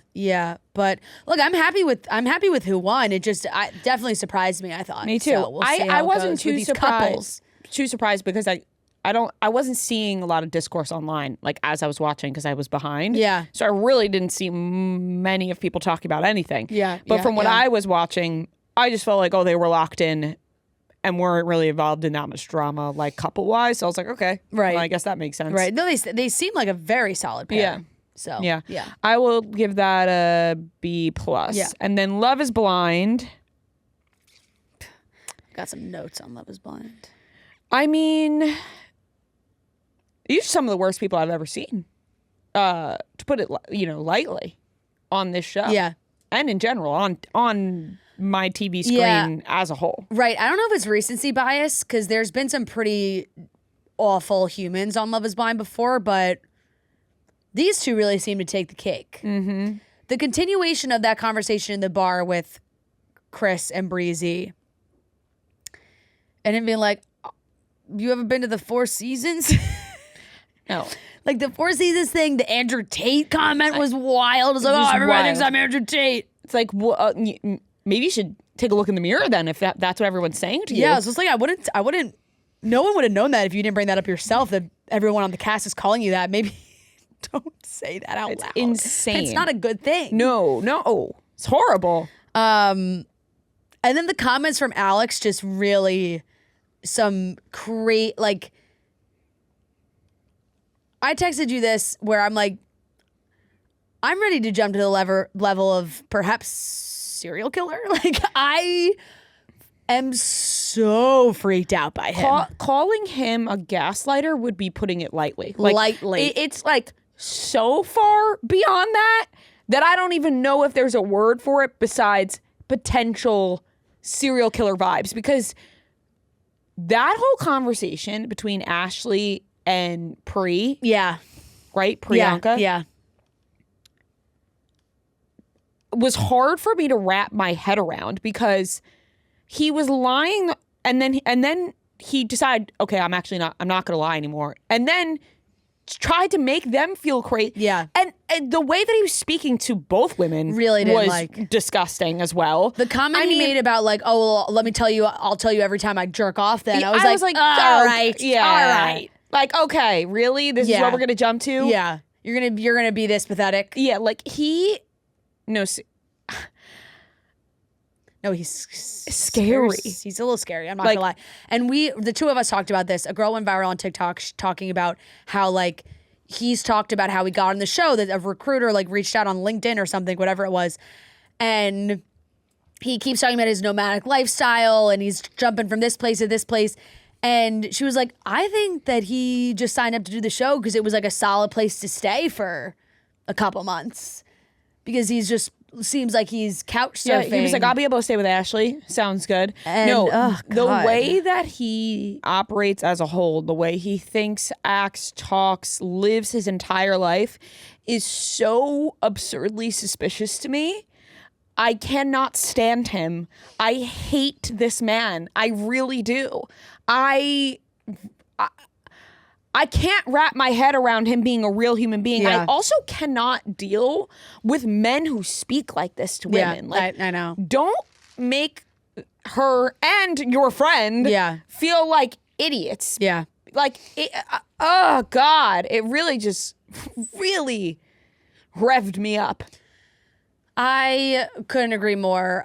Just a shout out to the editing on the conversation that they were having back at their house where Alex was like, I'll order you McDonald's. And they're like talking about their McDonald's order and I will go down with this. I will put my, and I'm like, oh my God, this is I mean, I was actually crying, laughing, like Buffalo. And he's like, 10 nugs, Buffalo? honey must. And it's like, You want fries? I will go down with this shit. Do you want to make chicken? I will put my and surrender. And she's like this. She's like, There's Buffalo. no flags. Yeah. No. I'm in love. What was, like- will be. What was he trying to do there? Was he I don't trying to know. act like he knew her McDonald's order? Like, was that supposed to be impressive? I don't know he if he was like trying to cheer her up.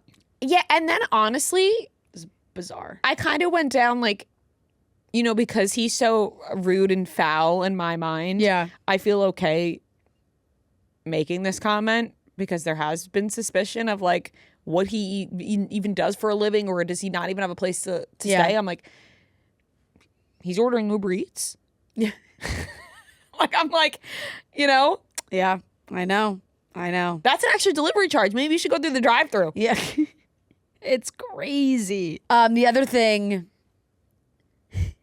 I hope Jordan and Amber can figure things out. I had a feeling that this would be a hiccup, you know, because I think Amber heard comments he was making about being nervous. Mm-hmm. But then there was one thing Jordan said to Connor when they were talking about Chris, that Jordan was like, you should have just sent him a picture of your balls, basically, back. I said, these guys, there's just a lot going on. They did their dress fittings and the tuxes, all that was going on in these episodes. Brittany having her dress already, you know, I'm just like, sweet girl. Like she wants to get married so bad, but I'm like, this isn't the guy, you know? I am begging Brittany to not marry Devontae. Yeah. This man has no personality whatsoever.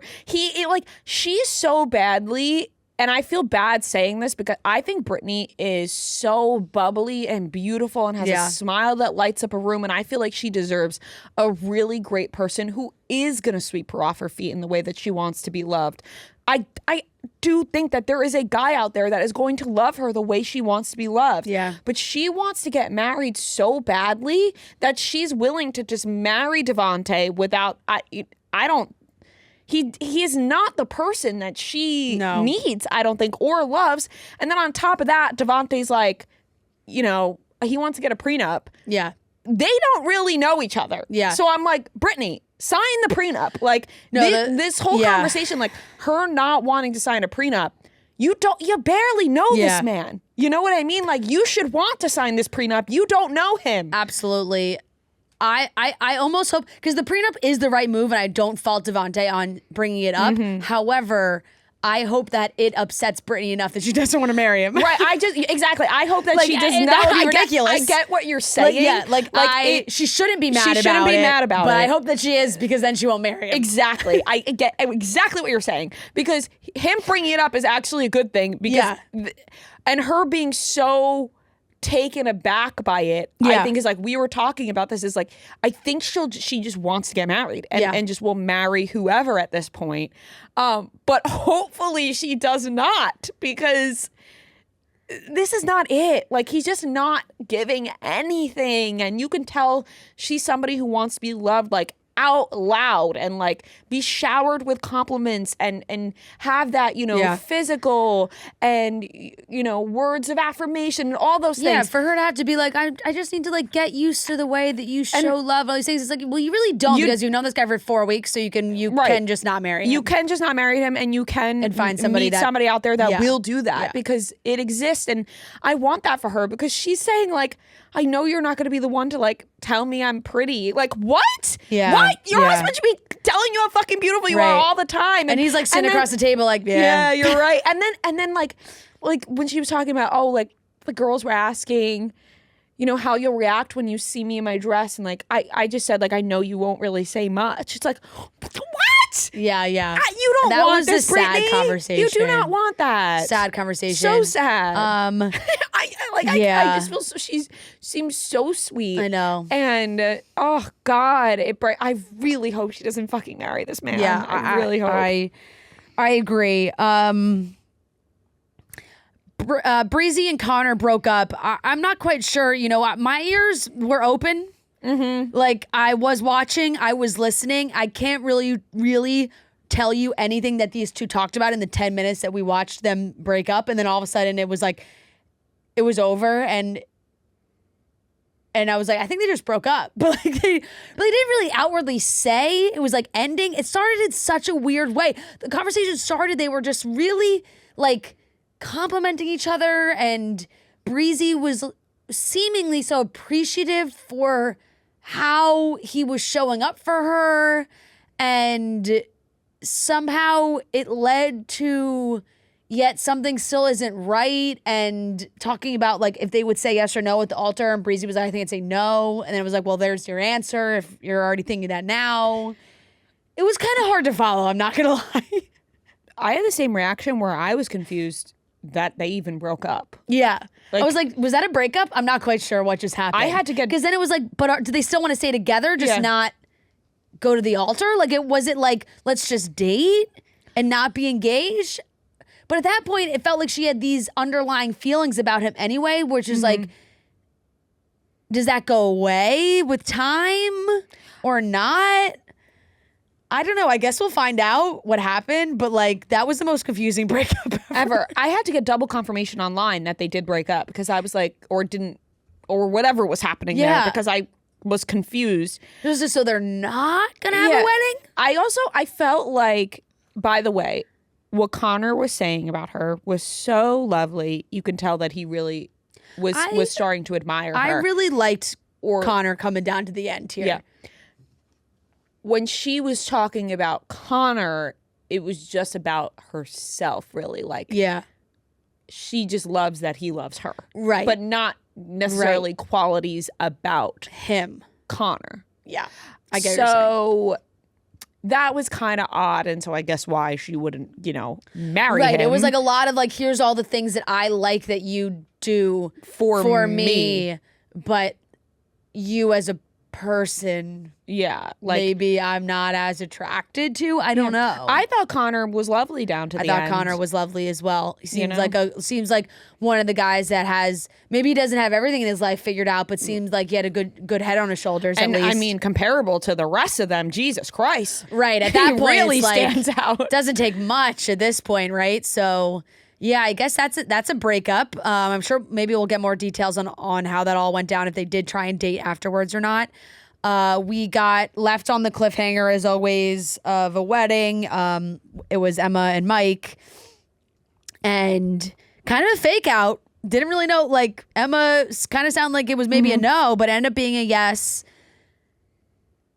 I just unfortunately think Mike's going to say no. I just, it sucks. And I feel like their families are so sweet, and it's clearly taken a toll on Mike's parents, if you can tell from the way they were talking. And both ways, but it's like Emma's sister seemed like 100% in on Mike. Like, they really, really, really like Mike, which is great. But I just don't see a world where Mike says what he said at the altar about the kids thing. Mm-hmm. Where he's like, I just need to know that that's a yes. And then he's like, and then he says yes to getting married. Yeah, because he doesn't know it's a yes. Right. So him being like, I need to know if it's a yes. Well, he actually has no clue if it's a yes. So how is he going to say yes right now? Mm-hmm.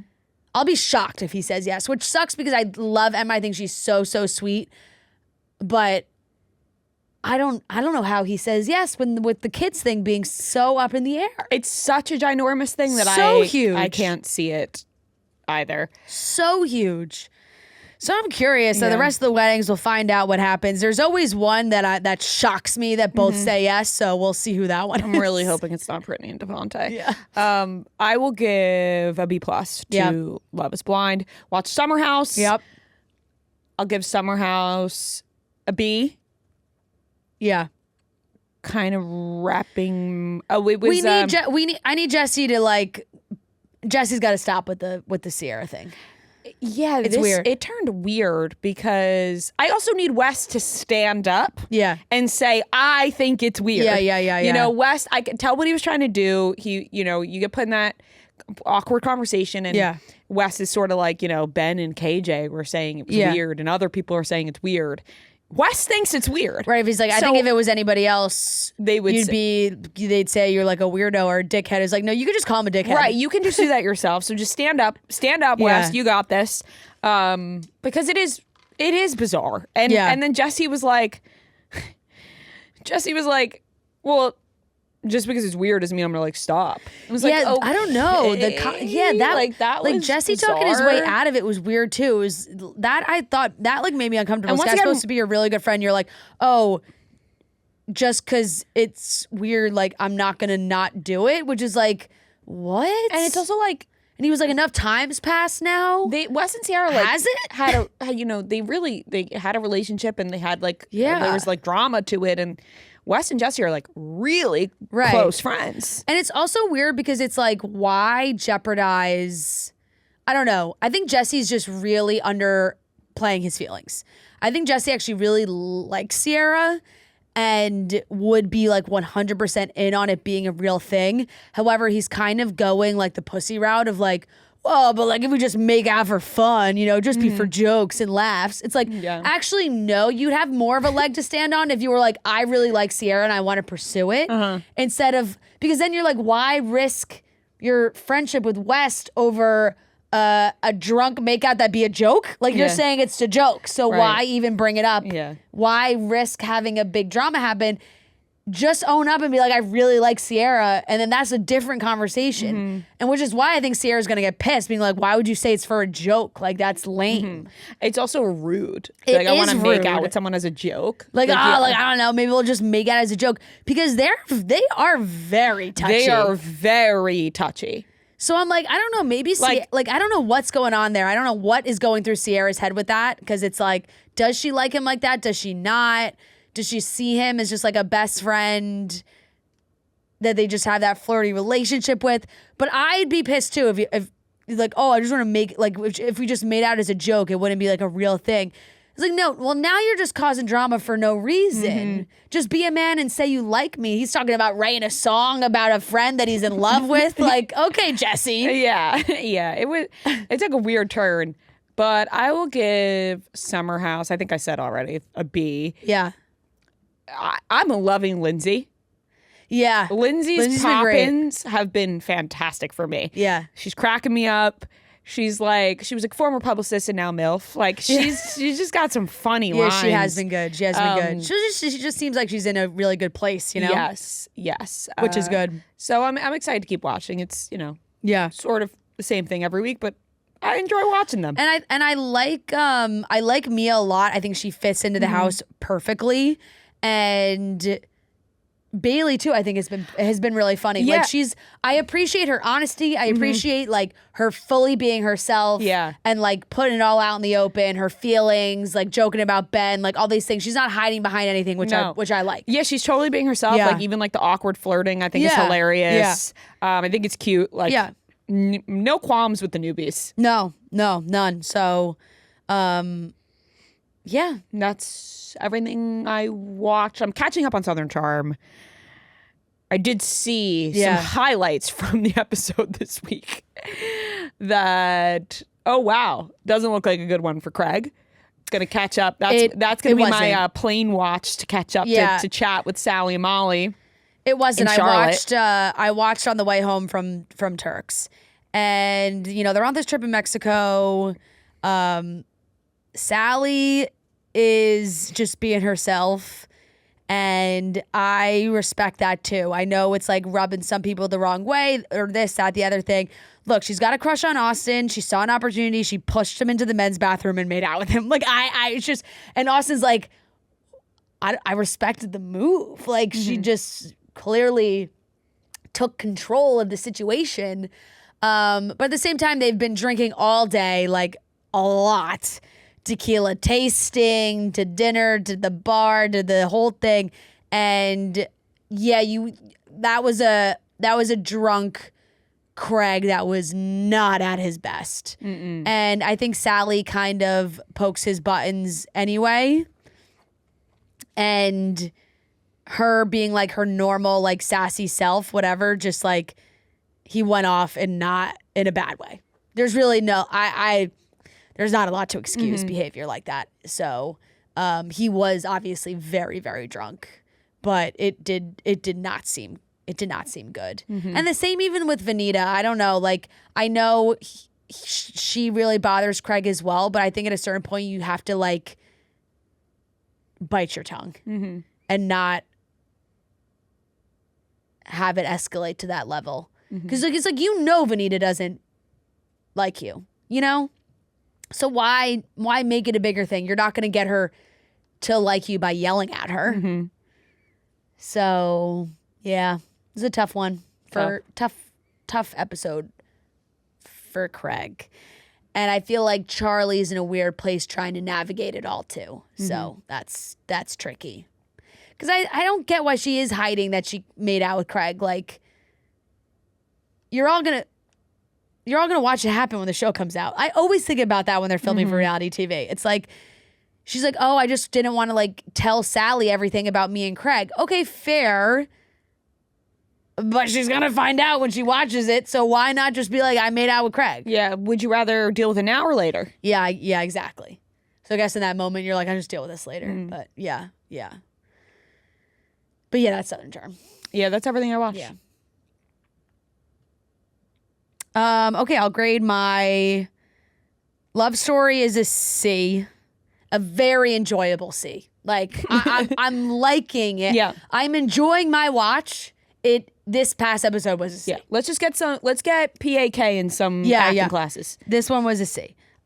Traitors is an A. Finale, fantastic. Love is Blind, I'll give a B+. I guess just the finale of Love Island Australia. Love Island Australia, Love Island All Stars. B? I mean, I don't know. Finale. It's a finale. Like you said, I kind of fast forward through half of it anyway. Yeah, you're like, show me the winner. Yeah. Summer House, I'll give a B+. Southern Charm, I'll give a B+. It was a fiery episode. Fiery episode. And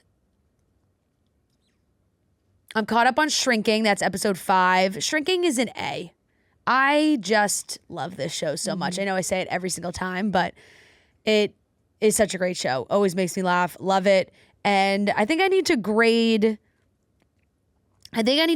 7 Kingdoms, Night of the Seven Kingdoms, because I had not watched it by last Monday. I think I watched it last Monday night. That finale was an A. Great show. Loved it. Big fan. Can't wait for another season. After I watched the finale, my entire Instagram was flooded by this kid. Cutest kid on the face of the planet? I don't know. Like, I'm like obsessed with him. This Dexter, what a star. Put him in everything. Oh my God, he's so fucking cute. And their relationship is so cute. But and this is what I had reshared this on my story. But he's like on the carpet. He's in this rainbow sequin suit. I'm like, I'm obsessed with this kid. He's just got great energy. I love when they're like talking about the other Game of Thrones like stuff, House of Dragon, Game of Thrones. He's like, well, obviously I haven't seen it. I'm 11.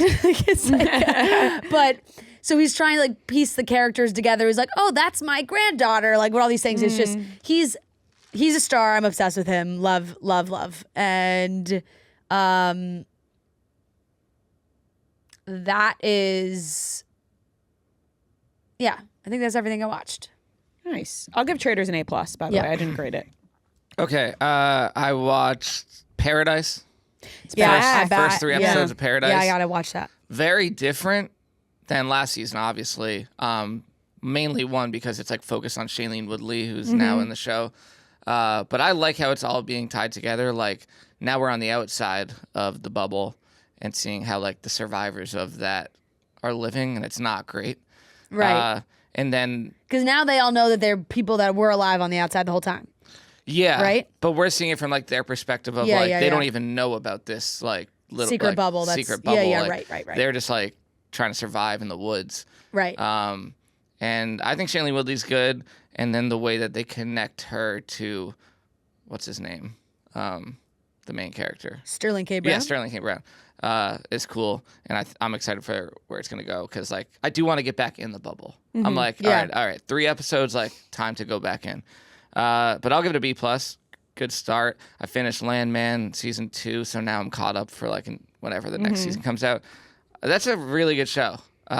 There's certain points that are like absurd and funny, but it's a good show and like great actors. Billy Bob Thornton, he's always gonna put it on. Yeah. Can I just say, I've not watched any of Landman, but my God, did Ali Larter look fantastic at the Actor Awards. Holy shit. She just turned 50. She is so hot. It's insane. She looks so good. So good. That's really off to say. She looked fantastic on the carpet. That is my one thing with the show is the way that they have like the ages for their characters are so funny because she's married to Billy Bob Thornton. Yeah. And in real life, she's like, she just turned 50. Yeah, she's turned 50. I think Billy Bob Thornton's like in his 70s. So he's like way older than her. And then Billy Bob Thornton's dad, he's a famous actor. I can't think of his name, but he was Bradley Cooper's brother in Billy Bob Thornton's dad is Sam Elliott? Yeah, that's what I'm saying. Like they look like they're brothers at best. Like Billy Bob Thornton could be older than him. Oh, you mean in the show? In the show. Oh. I was like, no way. But like impossible. Yeah, so like in the show, Sam Elliott plays Billy Bob Thornton's they're only dad. 11 years difference in real life, but they honestly like no offense to Billy, he could be older than Sam Elliott. Right, they tried to age Billy Bob down. Yeah, and he does like he kind of looks no, old. they look the same age, and then like Michelle Randolph is playing like she's her just daughter. out of high school, but she's actually like the actual ages are so funny. You just kind of have to like ignore that. But very good show, very good show. So I'll give that a B+. The Beauty. I'm not caught up. The last episode, it's kind of getting crazy. Like it's starting to. I'm not really like that familiar with Ryan Murphy, and like I just kind of know his rep of like I wouldn't say like bad shows, but like bad good shows kind of thing. Well, it's really all across the board. Yeah, because some are fantastic. Like there are seasons of American Horror Story that are considered high as like fantastic levels of television. Fantastic, and you guys have never watched American Horror Story. But and by the way, I would put Glee in that category too. Like American Horror Story I didn't even know he did that. Glee was fantastic. So it's just yeah.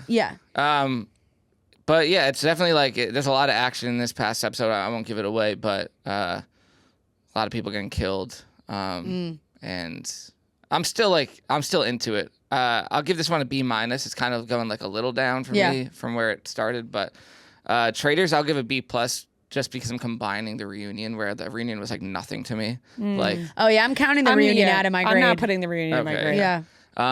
And like part of me is like it was such a good moment, but at the same time like it is what I expected to happen. Rob winning, so it wasn't like the Maura thing was funny. I did leading up to her realizing like when they were trying to get Eric out, I feel like they edited it in a way where she was like really suspicious of Rob when she wasn't. I don't know if you saw it, but she was like they edited it where she was like looking at Rob or Tara. No, Maura. Like they Oh. edited it in a way where I feel like they tried to make it seem like she was like, wait, is it Rob? Is it Rob? But like I don't think that ever. It was just editing, I think. But I obviously like great moment, and the pit.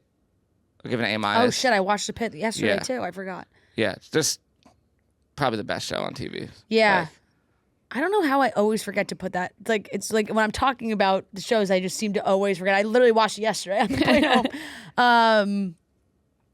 Yeah, that was a good episode. yeah. I'll give that a A- as well. I would say, I don't know. I'm very intrigued to see like where it all kind of ends Yeah. with the day. I don't know. Like it's like How many episodes do we have? I don't even know. I didn't realize like we had like I thought it was gonna be closer. 10? But Is it just 10? last year I was saying there's like 14 last year. Or Oh, something. maybe so I maybe think we more. have a good. I bit forget. more. I forgot how many episodes were in season 1. Yeah. But the chaos with like no technology and everything is cool. Yeah. Yeah. So I'll give that an A-. JFK Jr.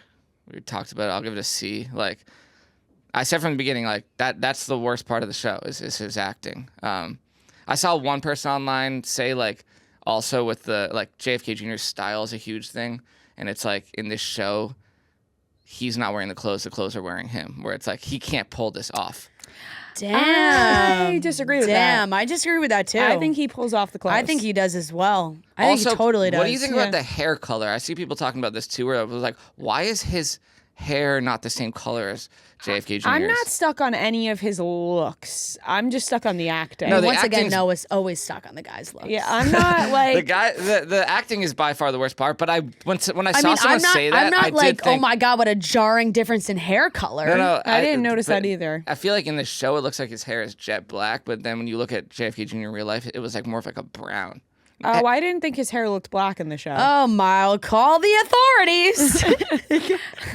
I guess I haven't noticed. I don't know. It seems like JFK Jr.'s hair was a little more brown than what they, what they did for Yeah. him. I thought it looked brown in the show. Yeah, I don't know. That's Yeah, not my. Maybe like, it's the biggest lighting thing. you're watching it on. Yeah, maybe. I mean, he's got pretty dark hair, Noah. Like it's It's like a dark brown. it's dark brown. Yeah. Yeah, I'll just say like the acting, and I don't Maybe the necessarily. summer months it got a little lighter. Yeah, the acting is the worst part, definitely. But I also don't think like the show, like I think the writing is like pretty corny. Like, why can't we just love each other? I don't know how he pulls that off in like a good way. Like the writing, I feel like is also to blame. You think for that's part of not it. helping his case? It's not helping his case, Yeah. but I think like the acting is not great. Yeah. I watched the Paul McCartney documentary that came out on Prime, Man on the Run, which focuses on basically Paul McCartney, like right when the Beatles ends to like up until like Wings ends. So it's a lot of like his personal life and his wife and all that. I'm a huge Beatles fan. It lost me like halfway through because I was like, okay, now I don't need to see like, I wasn't that interested in like Wings practicing and all that stuff. Like seeing like how he felt after the Beatles and like all that. What's Wings? You don't know Wings? What? I don't Paul know. McCartney, that's the band. That's Live and Let Die, Band on the Run. That's his band. Those are all songs by Wings. Got it. I just always think about that. Like I just think I'm like that's Paul McCartney. like Yeah, it yeah. was like he was just Well, he had, like, it was multiple- all under his own name. No, because like when they first ended, he put out a couple albums as like Paul McCartney, Yeah. and they didn't really have the greatest reception, even though I think they're great albums. And then he started his own band with as Wings. It was just called Wings. Wings, yeah. Gotcha. And Just kind of thought. I feel like I just always went with Paul Just Paul McCartney. McCartney, yep. Yep. yeah. The way they did the documentary is cool though, like very cool animations and everything. But I'll give it a B, like because I'm not like that interested in like a full hour or 2 hours of like just stuff about the Wings. Like Fair. I wanted to hear about John Lennon and like the Beatles breakup and all that stuff was interesting.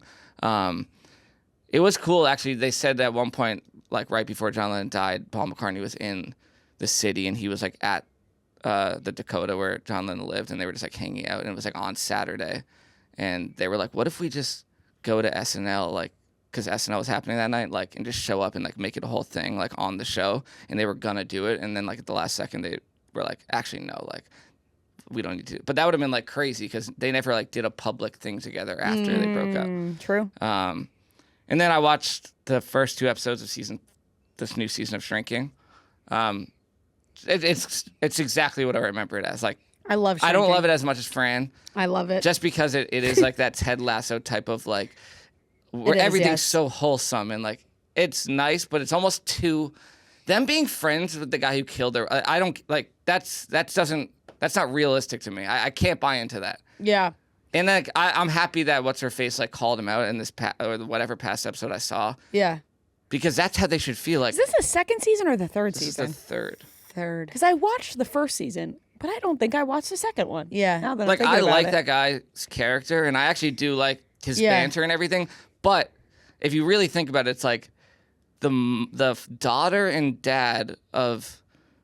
Like, he killed their Yes, but I think it's kind of like wasn't an immediate forgiveness. No, it wasn't. He hated his guts for a long time. No, and you can forgive him, but to be like best friends and hanging out with him every day now is kind No, of I know, weird. but I think it makes a lot of sense in the therapist way of like, well, now they saw how fucked up he was, that it's like, because Jason Segel's character, I just think has an innate need to help people even when it's detrimental to everybody. Like, that's like the whole point, is like he has these kind of wild methods. So it's funny that it's like, oh, this guy, yeah, it's extreme, but it's like, oh, this guy killed his wife, but like he's in a bad place and needs help, and he's like, well, fuck it, I'm gonna have to be the one to help him.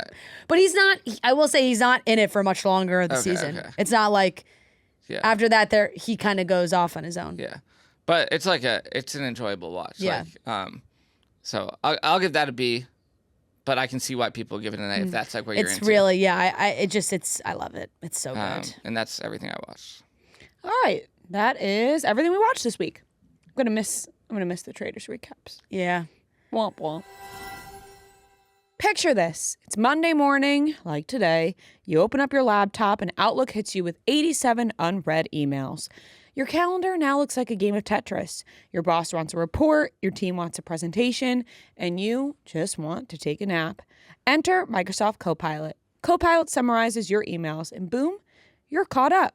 It drafts your report in Word, it builds your slides in PowerPoint, and it even pulls insights from your Excel data.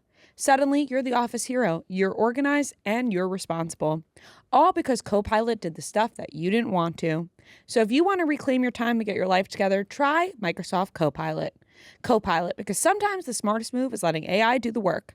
Learn more at Microsoft.com/M365Copilot.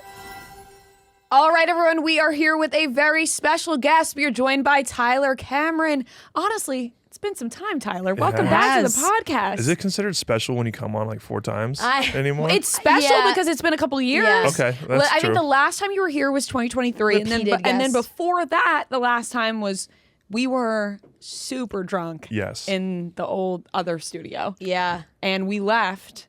Remember, we were so drunk we left that Noah had to record the ads himself. Yep. He texted us and was like, excuse me, guys. I forgot about him having to do the ads. Yeah. And now you guys are funny. married. Like, time Yeah, I has, know, time has I changed know. for us. We're not drunk It has. anymore. No. No, we are not. Sometimes. I don't know. The last time I saw you, we were still drunk. We were still drunk, yes. Down in Florida, Yes. like not that long ago. We had a fucking blast. But Tyler was like, "Fran, put your drinking hat back on. Like, let's get back to how it was." She brought it. She brought it. did. She still Tried. has it. She still has it. Lots of flip cup. Yes, of course. really, really bringing it back. But we are excited that you're back. It's been a while. Have you been in this studio? Yeah, No. the last time. Was I here? Yeah, the last time we did was in here. The was it decor's a here? little different. Yeah. Yeah. I couldn't remember if that was. It was in 2023. Yeah. But you're back in New York, and you've made it perfectly in time for a massive snowstorm. Yes.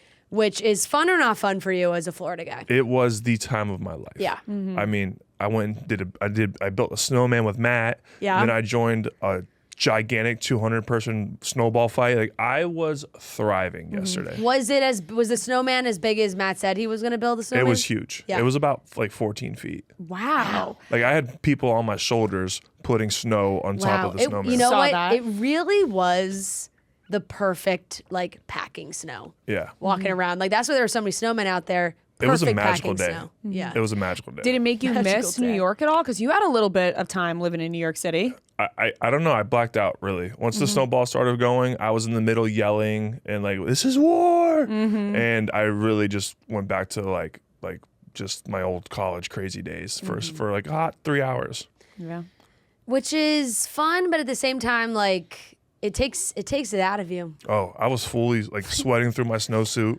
Well, it looks like you did the snowsuit, you just were lucky that you had a snowsuit. I was lucky I had a snowsuit. I just came off like a brand trip with Michelob Ultra and they gave us all these onesies. Yeah. And so I rocked that onesie all throughout the city yesterday. Thank God, because what do you even pack? Because we were talking about with Ria, she's like, I can't even go outside because I don't own a have no snow single That's thing crazy. of You snow guys gear. live here. No, I know it's insane. Trust me. Like- I am not defending myself. I Yeah. said I'm the asshole who does not have snow gear. Yeah. And I don't know why. It's like I was saying, like I did like a closet clean out in the summer, got rid of like my snow boots, my rain boots, and I maybe told myself, oh, I'll get new ones, or maybe I won't. Just never did. It was just a beautiful day. Yeah. You got little kids ganging up on me, Yeah. throwing Because snowballs they got at a me. real snow day, which rarely happens Yeah, now. Like like- they actually were off school. These little kids were rascals, and they just demolished me, buried me like I was just some punk throwing it in my face, and then all of a sudden their mom would be like, "All right, kids, time to go." Like, "Yes, ma'am." And they just Yeah. march off like, and then you had just Exactly. everybody throwing at each other. No one was mad when you got just destroyed by a snowball. Like Yeah. it was a beautiful day. New York City was thriving. It was. yesterday. It was. I want to talk about your brand trips. We're going to get into the Bachelor Mansion Takeover, which we're very excited about. But you just mentioned that you were on a brand trip. You seem like a brand trip guy. You Yes. know what I mean? Yes. Like, do you feel like that's where you thrive? like, you got a brand, send me on a You trip. and Tate are on a lot of brand trips lately. Are you guys bringing the fun? Like, are you So, the guy there? I feel like our role in the brand trips is like we got to bring the energy. So we come in hot to start. And then what we do is like we get the party going. We're excited. We're having a Personality great hires. time. Personality hires, yes. And then all of a sudden, like the party's going. Irish exit. We get out because we know tomorrow Yeah. we have to be the tone setters again. Right. Yeah. So So you're starting the party or never ending the Yeah. party? Never There's a ending the lot party. of pressure. Yes. I'm with you though. But- Like starting the party's great because then you get everyone else going, and then you got the party finished. The ones that never want to leave. yeah. And those people will drag it out all night, And I'm You gotta know when to 33. It just doesn't hit the same anymore. 33 is still very young. You're saying I'm 33. I know, but I'm like, let's beat the crowd. Yeah, We were yeah, at a Kygo concert, après ski. It was like the coolest thing ever. yeah. It was like what you see in Europe Yeah. here. And so I was like, oh, this is great, but we all have to go down the gondola. Right, And I'm going to right. beat this crowd. I was the first one gone. Right, Absolutely. Beat you're the like, crowd. we know that the show ends at 12:30. It's 12. Let's start.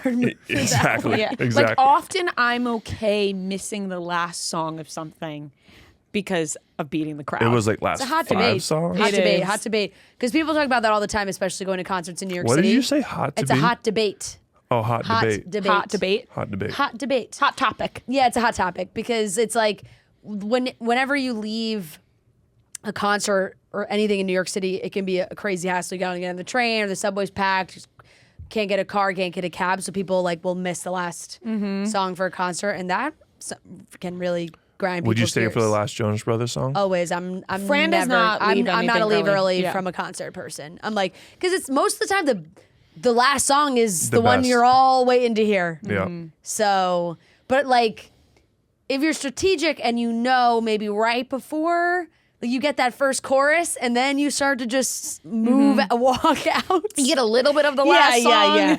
You just get that last chorus. But no, these trips look like so much fun and you're with some super fun people. Yes. All people that you're like meeting for the first time or people that you normally know already. 50-50. Yeah. Like this was the first time I really got to hang out with Joe and Kelsey. I've met him in passing. Really? And Justin Glaze. Okay. Yeah. I Great will, people. I will They sing are. Justin Glaze's praises forever Yeah. because he is one of the funniest people I've ever been around.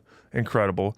Kelsey Anderson too. Kelsey like is she hysterical. is So funny. so funny. Like those two together, incredible.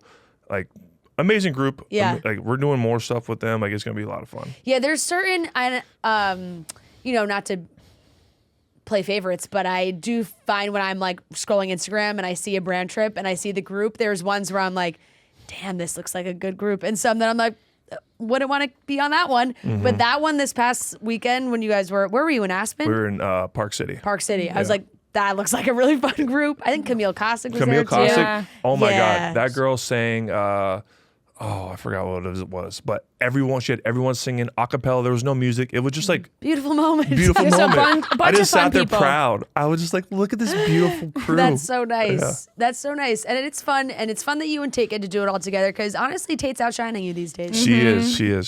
She's the real talent around Yeah. here. Yeah. I'm just, washed. And she's hopefully I can rest my feet and her hands work hard so my hands can look like this. You know? Well, my mom absolutely adores Tate, and it's funny because my mom, and she repeats herself all the time because she always says, she's like, I just love a girl that can pick up a drill and knows what to do with it. And I'm like, you do? Since when? Like, it's not like she's someone was she doing that that can do ever? that. No. That is And so like, good. it's She like, can yeah. appreciate one Yes. that does. Like she's on that top of that ladder painting the ceiling. Like and it does crack me and up. she's that she does all incredibly that. talented, and she's beautiful, and she's Yeah. funny, and she's really got it all. She's got the whole package. She does. She truly does. And does. I'm just along for the ride, it seems like. I'm just trying to hold Yeah. on and keep up. Yeah. Absolutely, and you should hold on as tight as you can. Yeah. Yes.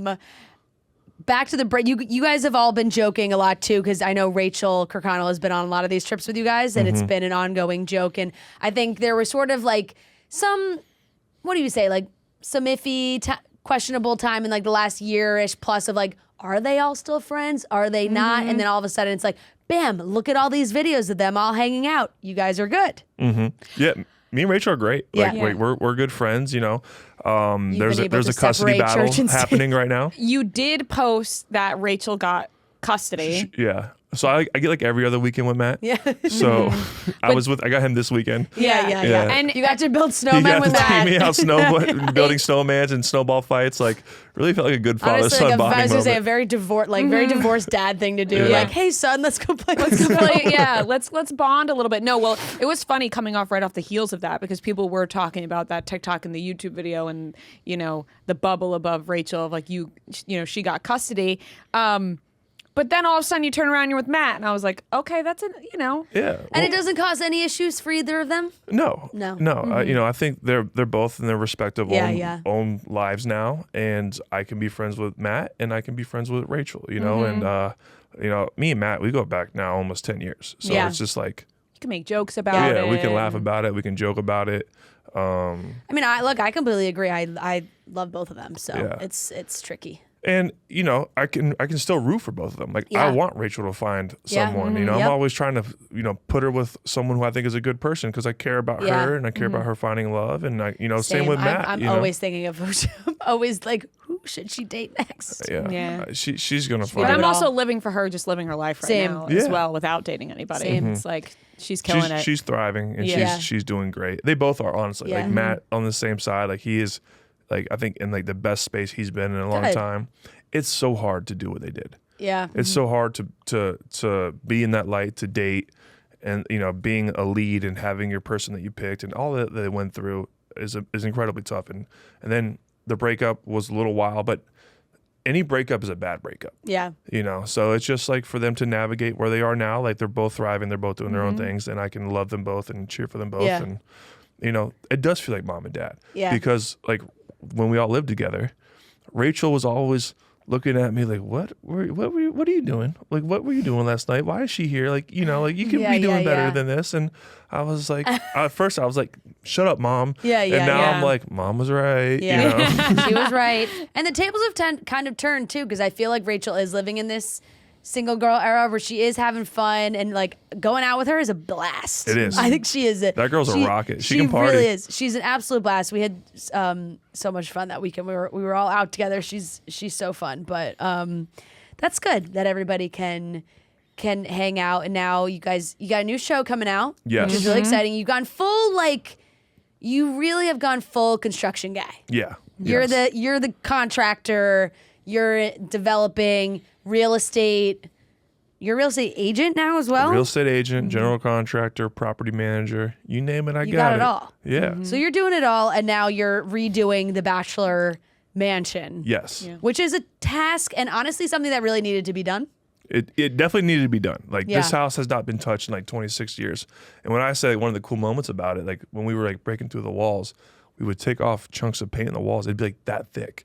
and it was like every color throughout the years painted over each other. So it would be like, you know, like a tree of life, like you'd see all the tree rings. It was like paint rings. Paint rings. And it would be like, you could see a purple, you could see a maroon, you could see a yellow, you could see all that. And I was like, right here in like the red is like where I must have been kissing Hannah. And right, you know what I mean? Like it was, subtracting it was like the a years history. from the last you know, color. exactly. You just count the colors down. I'm like, this must have been my era. Right, those walls hold a lot of secrets and a lot of things happen. And all they did was just paint it and go to the next season. You know? Right, everything moved quickly in that house. But you are judging with Tasha, and it's hosted by Jesse Palmer, along with I think 12 contestants who are, you know, putting in the work for this. How exciting was this for you to be able to like sit back and judge it? You know, when I came back to the mansion, that's when it all started to hit me. I was like, because that's 7 years ago. It was a blur for me. Mm-hmm. And so much time. It's so much time. It's actually crazy. Oh my god! 7 years. Remember we went to Rolling Loud together in LA. Oh my God. Oh god, that was 2019. Like that is so crazy. Wow. That was. And just to be back in that spot and start to like, I forgot so many things, and then to be in it, you start to remember it, and then to be like full circle, like I'm on my dream network, HGTV, doing a, you know, renovation show about the Bachelor Mansion, like where it all started. Like this is one of the most famous houses in America. Yeah. That we get to be a part of this renovation. It's just so cool. Was it hard to like step back from being involved in like the actual work? I do this for a living. I'm in the That's middle, what I'm saying. Like, I'm I in the don't middle know of if you flipping two homes right now. If you had a bug to be like, let me get in there. Yeah, no, I was like, you guys got this. You know, like it was fun to be on the other side of it. Yeah. You know, because like this is a joy. I get to sit back and judge people and watch and see how they work. And there's some times where you kind of want to steer them. Yeah. You know, but you got to let them go. Yeah. You know. What was that like judging some of your peers? It was fun, you know. It's like there's you learn to love all of them. They become like, it's like a family, you know what I mean? But that family fights and that family has drama, and you can't believe like because everyone wants their own vision to go. And everyone has their own belief of what the house should look like. So now you got people fighting and drama happening. Like it is Bachelor drama in a reno show. Yeah. Honestly, I love that. It's just a nice little change up from like dating drama. Yeah. Like let's fight about what this house is gonna look like. Right, because it's like you get the mix of cast members from different seasons, different ages, and everything, and you're putting them in something that isn't love based because everything is always like love based. Yeah. So But this shows is different. we're all growing up. Yeah. It's like, we care about these homes Yeah. and what our homes are looking like. You know, you take love out, you put $100,000 in there. It's Yeah, like it the gets same thing. You know what I mean? Like it's like People get ruthless. Yeah, they do. Who surprised you the most, would you say, from who was competing? who's surprised? So there's a lot of surprises. Yeah. I think you'll be surprised that like what you would think, like, oh, can the guys design? You know, and there was some guys that had some really good design ideas and thoughts. And, you know, I'm like, did your girlfriend tell you to do all these things? You know? Can you actually give us an example of maybe like, I don't know if it's sharing too much or not, but because when we talked about the show, we were so curious really about the setup and everything that like what people were actually going to be doing. What's like an example of a challenge that people were doing? I mean, like, for instance, like we did the backyard. Okay. Right? Or episode one's the bunk rooms. Yeah. So like these guys are building out all these bunk rooms, designing them. You know, they're all on the saws. They're all chopping for the trim. They're doing everything. They're painting. Okay. They're really doing everything. They're really getting into it. You know, they're like, I was so shocked. Like they're cutting tile and they were doing this backyard grill and like the craftsmanship, like it was all against a rock wall. So they were making cuts all along the rock wall with the tile. Like that's impressive stuff. Mm-hmm. I'm excited to watch Noah. I feel like he's going to be really good because he's someone that I feel like posts a lot of like renovation stuff that him and Abigail are always like And doing Dean cool as stuff. well. Yeah. I'll tell you what, Abigail taught Noah a lot of good things. Yeah. So that'll be fun to watch. Yeah. I can see that. Dean's a riot, you know. Yeah. The Goldens were like, you would think the Goldens would be in the back of the line. No. They were fighting to be in the front. Well, that's like the strongest. Yeah, and that's the strongest opinion. It's like if you all know, like if you're doing any kind of work in your house or apartment, home, whatever, the strongest opinion is coming from like your parents. Yeah. Or you're like, why would you pick that color? That's hideous. You should have gone with this. So I bet I could see them having like a lot of guys. Let's do it this way. And you get some villains, you know, and you got villains that were on the show in the past coming on. Like a lot of feuding going on. Like it's. I like we it. Yeah, it's love gonna be fun. watching it from the background. Yeah, definitely. I don't put it past there to be villains even when it comes to a home renovation show. No, because like No, think everybody about wants it. Every money, too. great Bachelor season had an amazing villain. Yeah. You need it to it keep has to. people interested in Whether that and person engaged. was really a villain or not, there's always Right. there's always a villain. That is true. Do you miss anybody from Bachelor Nation that you've lost contact with at No, all? I'm just kidding. I wouldn't blame you if you were like, You know who no. I'm trying to lose contact of is Dylan. Honestly, us too. Gosh, can that guy lose my number? Poor Hannah Godwin. That guy's a menace. Oh man, so I noticed. I know true. we feel. I mean, it is true though. When you Dylan receive a does crack text from me up, Dylan, though. you're just like, You know, He does What? crack me up. He'll text us about something so random, and we're just like, "This is so Dylan." Like, what was the last thing he texted us? Something about traitors. I didn't even answer. I was like, Yeah, well, this doesn't even something make about sense. traitors. well, there was like this Yeah. drunk guy harassing some girls on TikTok. And he's like, I swear, I believe this Tyler Cameron. I'm like, out of nowhere. You know what I mean? I'm like, It's go very away, Dylan. random. Yeah. Yeah. Yeah, you never know. Which honestly You know who I miss? is impressive. Like, and every time I get to see him, it's such a joy. Pilot Pete. Pilot Pete, Pilot Pete. We've had our ups and downs with Pilot Pete, and we loved to like joke about it. And then Pilot Pete is the sweetest guy. There is. He's a And- golden retriever. I have never I don't think you've ever really had. we met like, him years ago. We did one interview with him like at the very start of And it his was like season. at Sirius. At Like Sirius it was like XM. very official and I have not seen him Yeah. since. During filming of this show, it happens to be like 5 minutes from where Pete lives. okay. Like his parents and everything like that. So I got invited to dinner Oh, that's nice. with, With Barb. the Webbers. Yeah, and I got to finally meet Barb and I got to meet his dad. And I left there and I was like, that's the happiest family in America. Yeah. Like the joy, Right, they're like the joy. Yeah. Like I mean, like they I had totally can see that. like we're doing They're a this unit. beautiful song like right before dinner, like hand in hand. Like she made an incredible meal. I'm like I had so much fun and like I left there like there's good, like just happiness. Barb That's why was that's why it's hard for him to find someone who can fit into that level Right. of unity. Barb was iconic television. She really was. You know? That was amazing. It was really peak. It's you hope you can get something like that again, but it's lightning in a bottle. Really, Like her being in a little Um, tiny square on the TV. Yeah, it was like, it Oh really, my it God. really was. No, Pilot Pete was. I saw him. We did a ping pong tournament at the Super Bowl not this most recent one, the one before, and leave it to Pilot Pete to get his face like sliced open by a paddle. yeah. Like it was like unbelievable. It was I couldn't. I think it was Micah Parsons. yeah, no, it was. It That's was just like you're hilarious. getting smacked in the face. That's such a Pilot Pete move. And it was he's like, am I bleeding? We're like, yeah, you're gushing blood. It's just like a little accident prone, but yes, he is. but no, he handled it like a champ, which was very funny. But no, we're excited to watch the show because you got a lot going on. You're doing that, but you're also doing like way more home renovation stuff at home. What's some of the stuff you and Tate are up to right now? Yeah, well, I think the biggest thing is we just launched a tool line. Our big My thing. mom said, a drill. The girl knows a drill. and we got it. And now Tate has her own drill.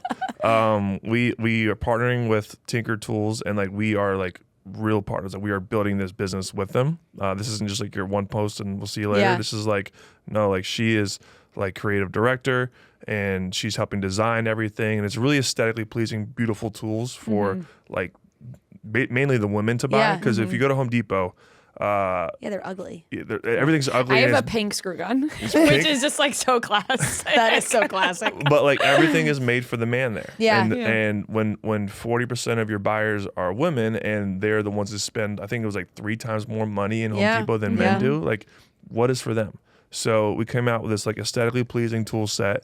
It's beautiful. You can leave it out. You don't want to just throw this thing away. Like if Right. you have it out, it's fine. I love that. Yeah, and it's every tool you need for at home for all your simple projects. And then we also have like barcodes on there that or QR codes. Is that what they call Yeah. it? The kids call it these days? Yeah. QR codes, and you got scan it. it. It teaches you how to use the stuff that we have in there. Perfect. It's such a good idea because everybody needs a tool set at home. Like it's Yeah. the number one thing I think people forget that you need to have it handy, Exactly. literally for anything. And like you said, like even simple projects.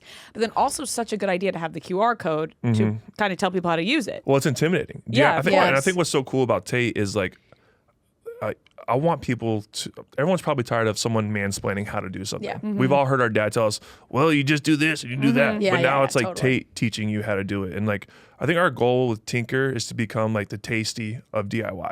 Like we want to show you guys how to hang the TV, how to align all these beautiful pictures on the wall, how to what are the rules of design that are really easy to learn and all that stuff. So I think that's I need our all big that. goal with that. Yeah, that's awesome. It's I such am a good not idea. handy at all. And then we dropped the YouTube series. So we're trying to take all of our home rental stuff from Jupiter, like all of our local projects, and put it on there and just kind of show you what really is besides like the 30 seconds you get on Instagram or Right. TikTok. So that's been fun. We launched that.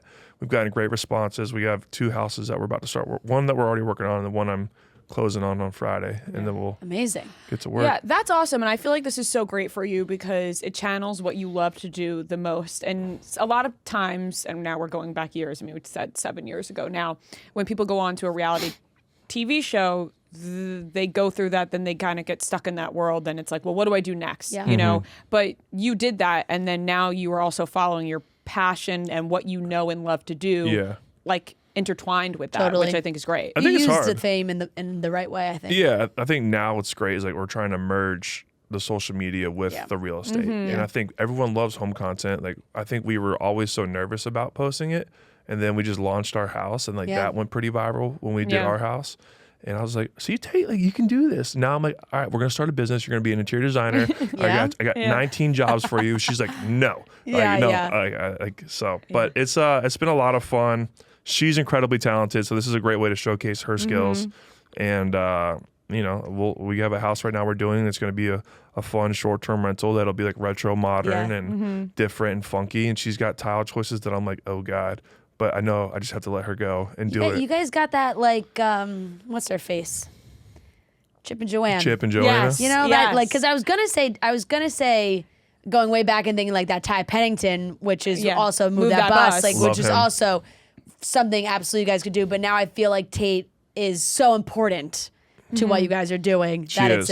it's a partnership Yeah. type of thing, which is great because it's so fun to see what you guys are working on. Yeah. And then what about all the real estate? You know, you're working with Ryan Serhan. Yeah. How did you get into that? So when my Amazon show was coming out, we had coffee, and he was like, "You need to get your license and come work for me. Like this would be great for your career, added to what you're doing." And he was really wanting me to live in the city and do that, and I was just so busy. Perhaps beyond owning Manhattan. Yeah, I definitely did not see what he was saying. Yeah, you know what I yeah, mean? yeah. I definitely did not Right, pick you up on weren't that. following the whole trail of where he No. was going with that So one. I missed that bus, right? But I got my license last October, and I've really gotten to be around him a lot. Yeah. That is the hardest working man I've ever been around. Yeah, you can see it on the show. Yeah. Like, Yeah. But he's so good to everybody. He's an incredible leader. So like it just inspires me, it motivates me.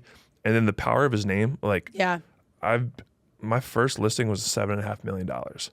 We're under That's contract crazy. at 6.9, like an incredible deal. Yeah. We're gonna set the record for Singer Island by like $400 a square foot over what has ever been done.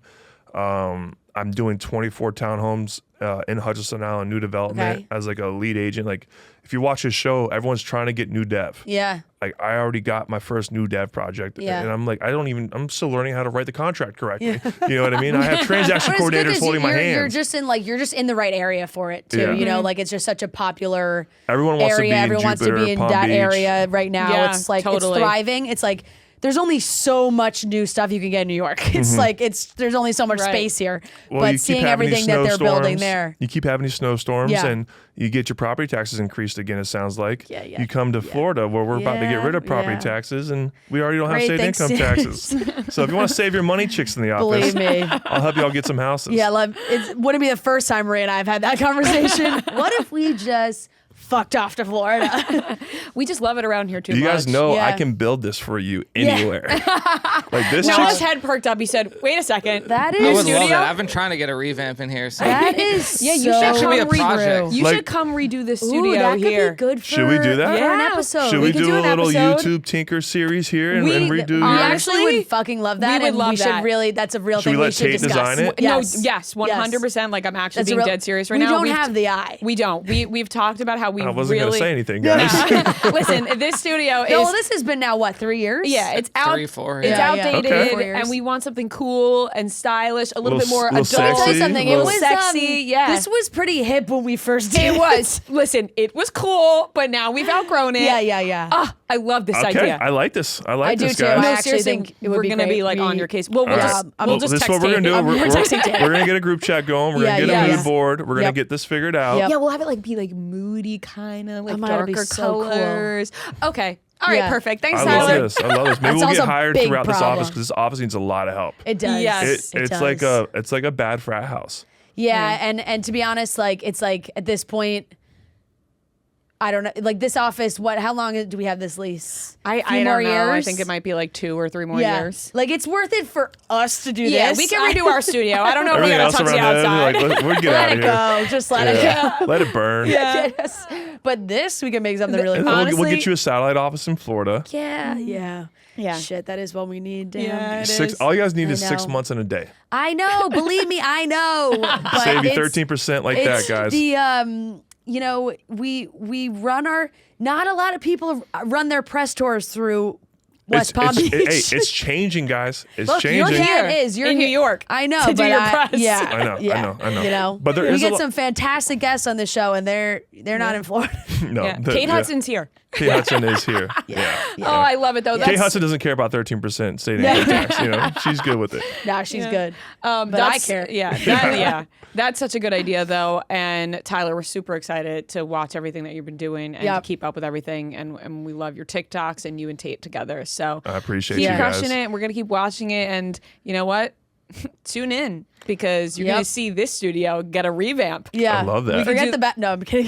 Forget the Bachelor Mansion. No, but tune in. Everyone watch the Bachelor Mansion get redone. Yes, March 2nd. It'll be released Tonight. weekly. It'll be And- technically tonight. Yeah, when this premieres, it'll be tonight. HGTV. Tonight it goes down. Yeah. Yes. You can see it all happen. Very excited to watch and see you do that and follow along and everything.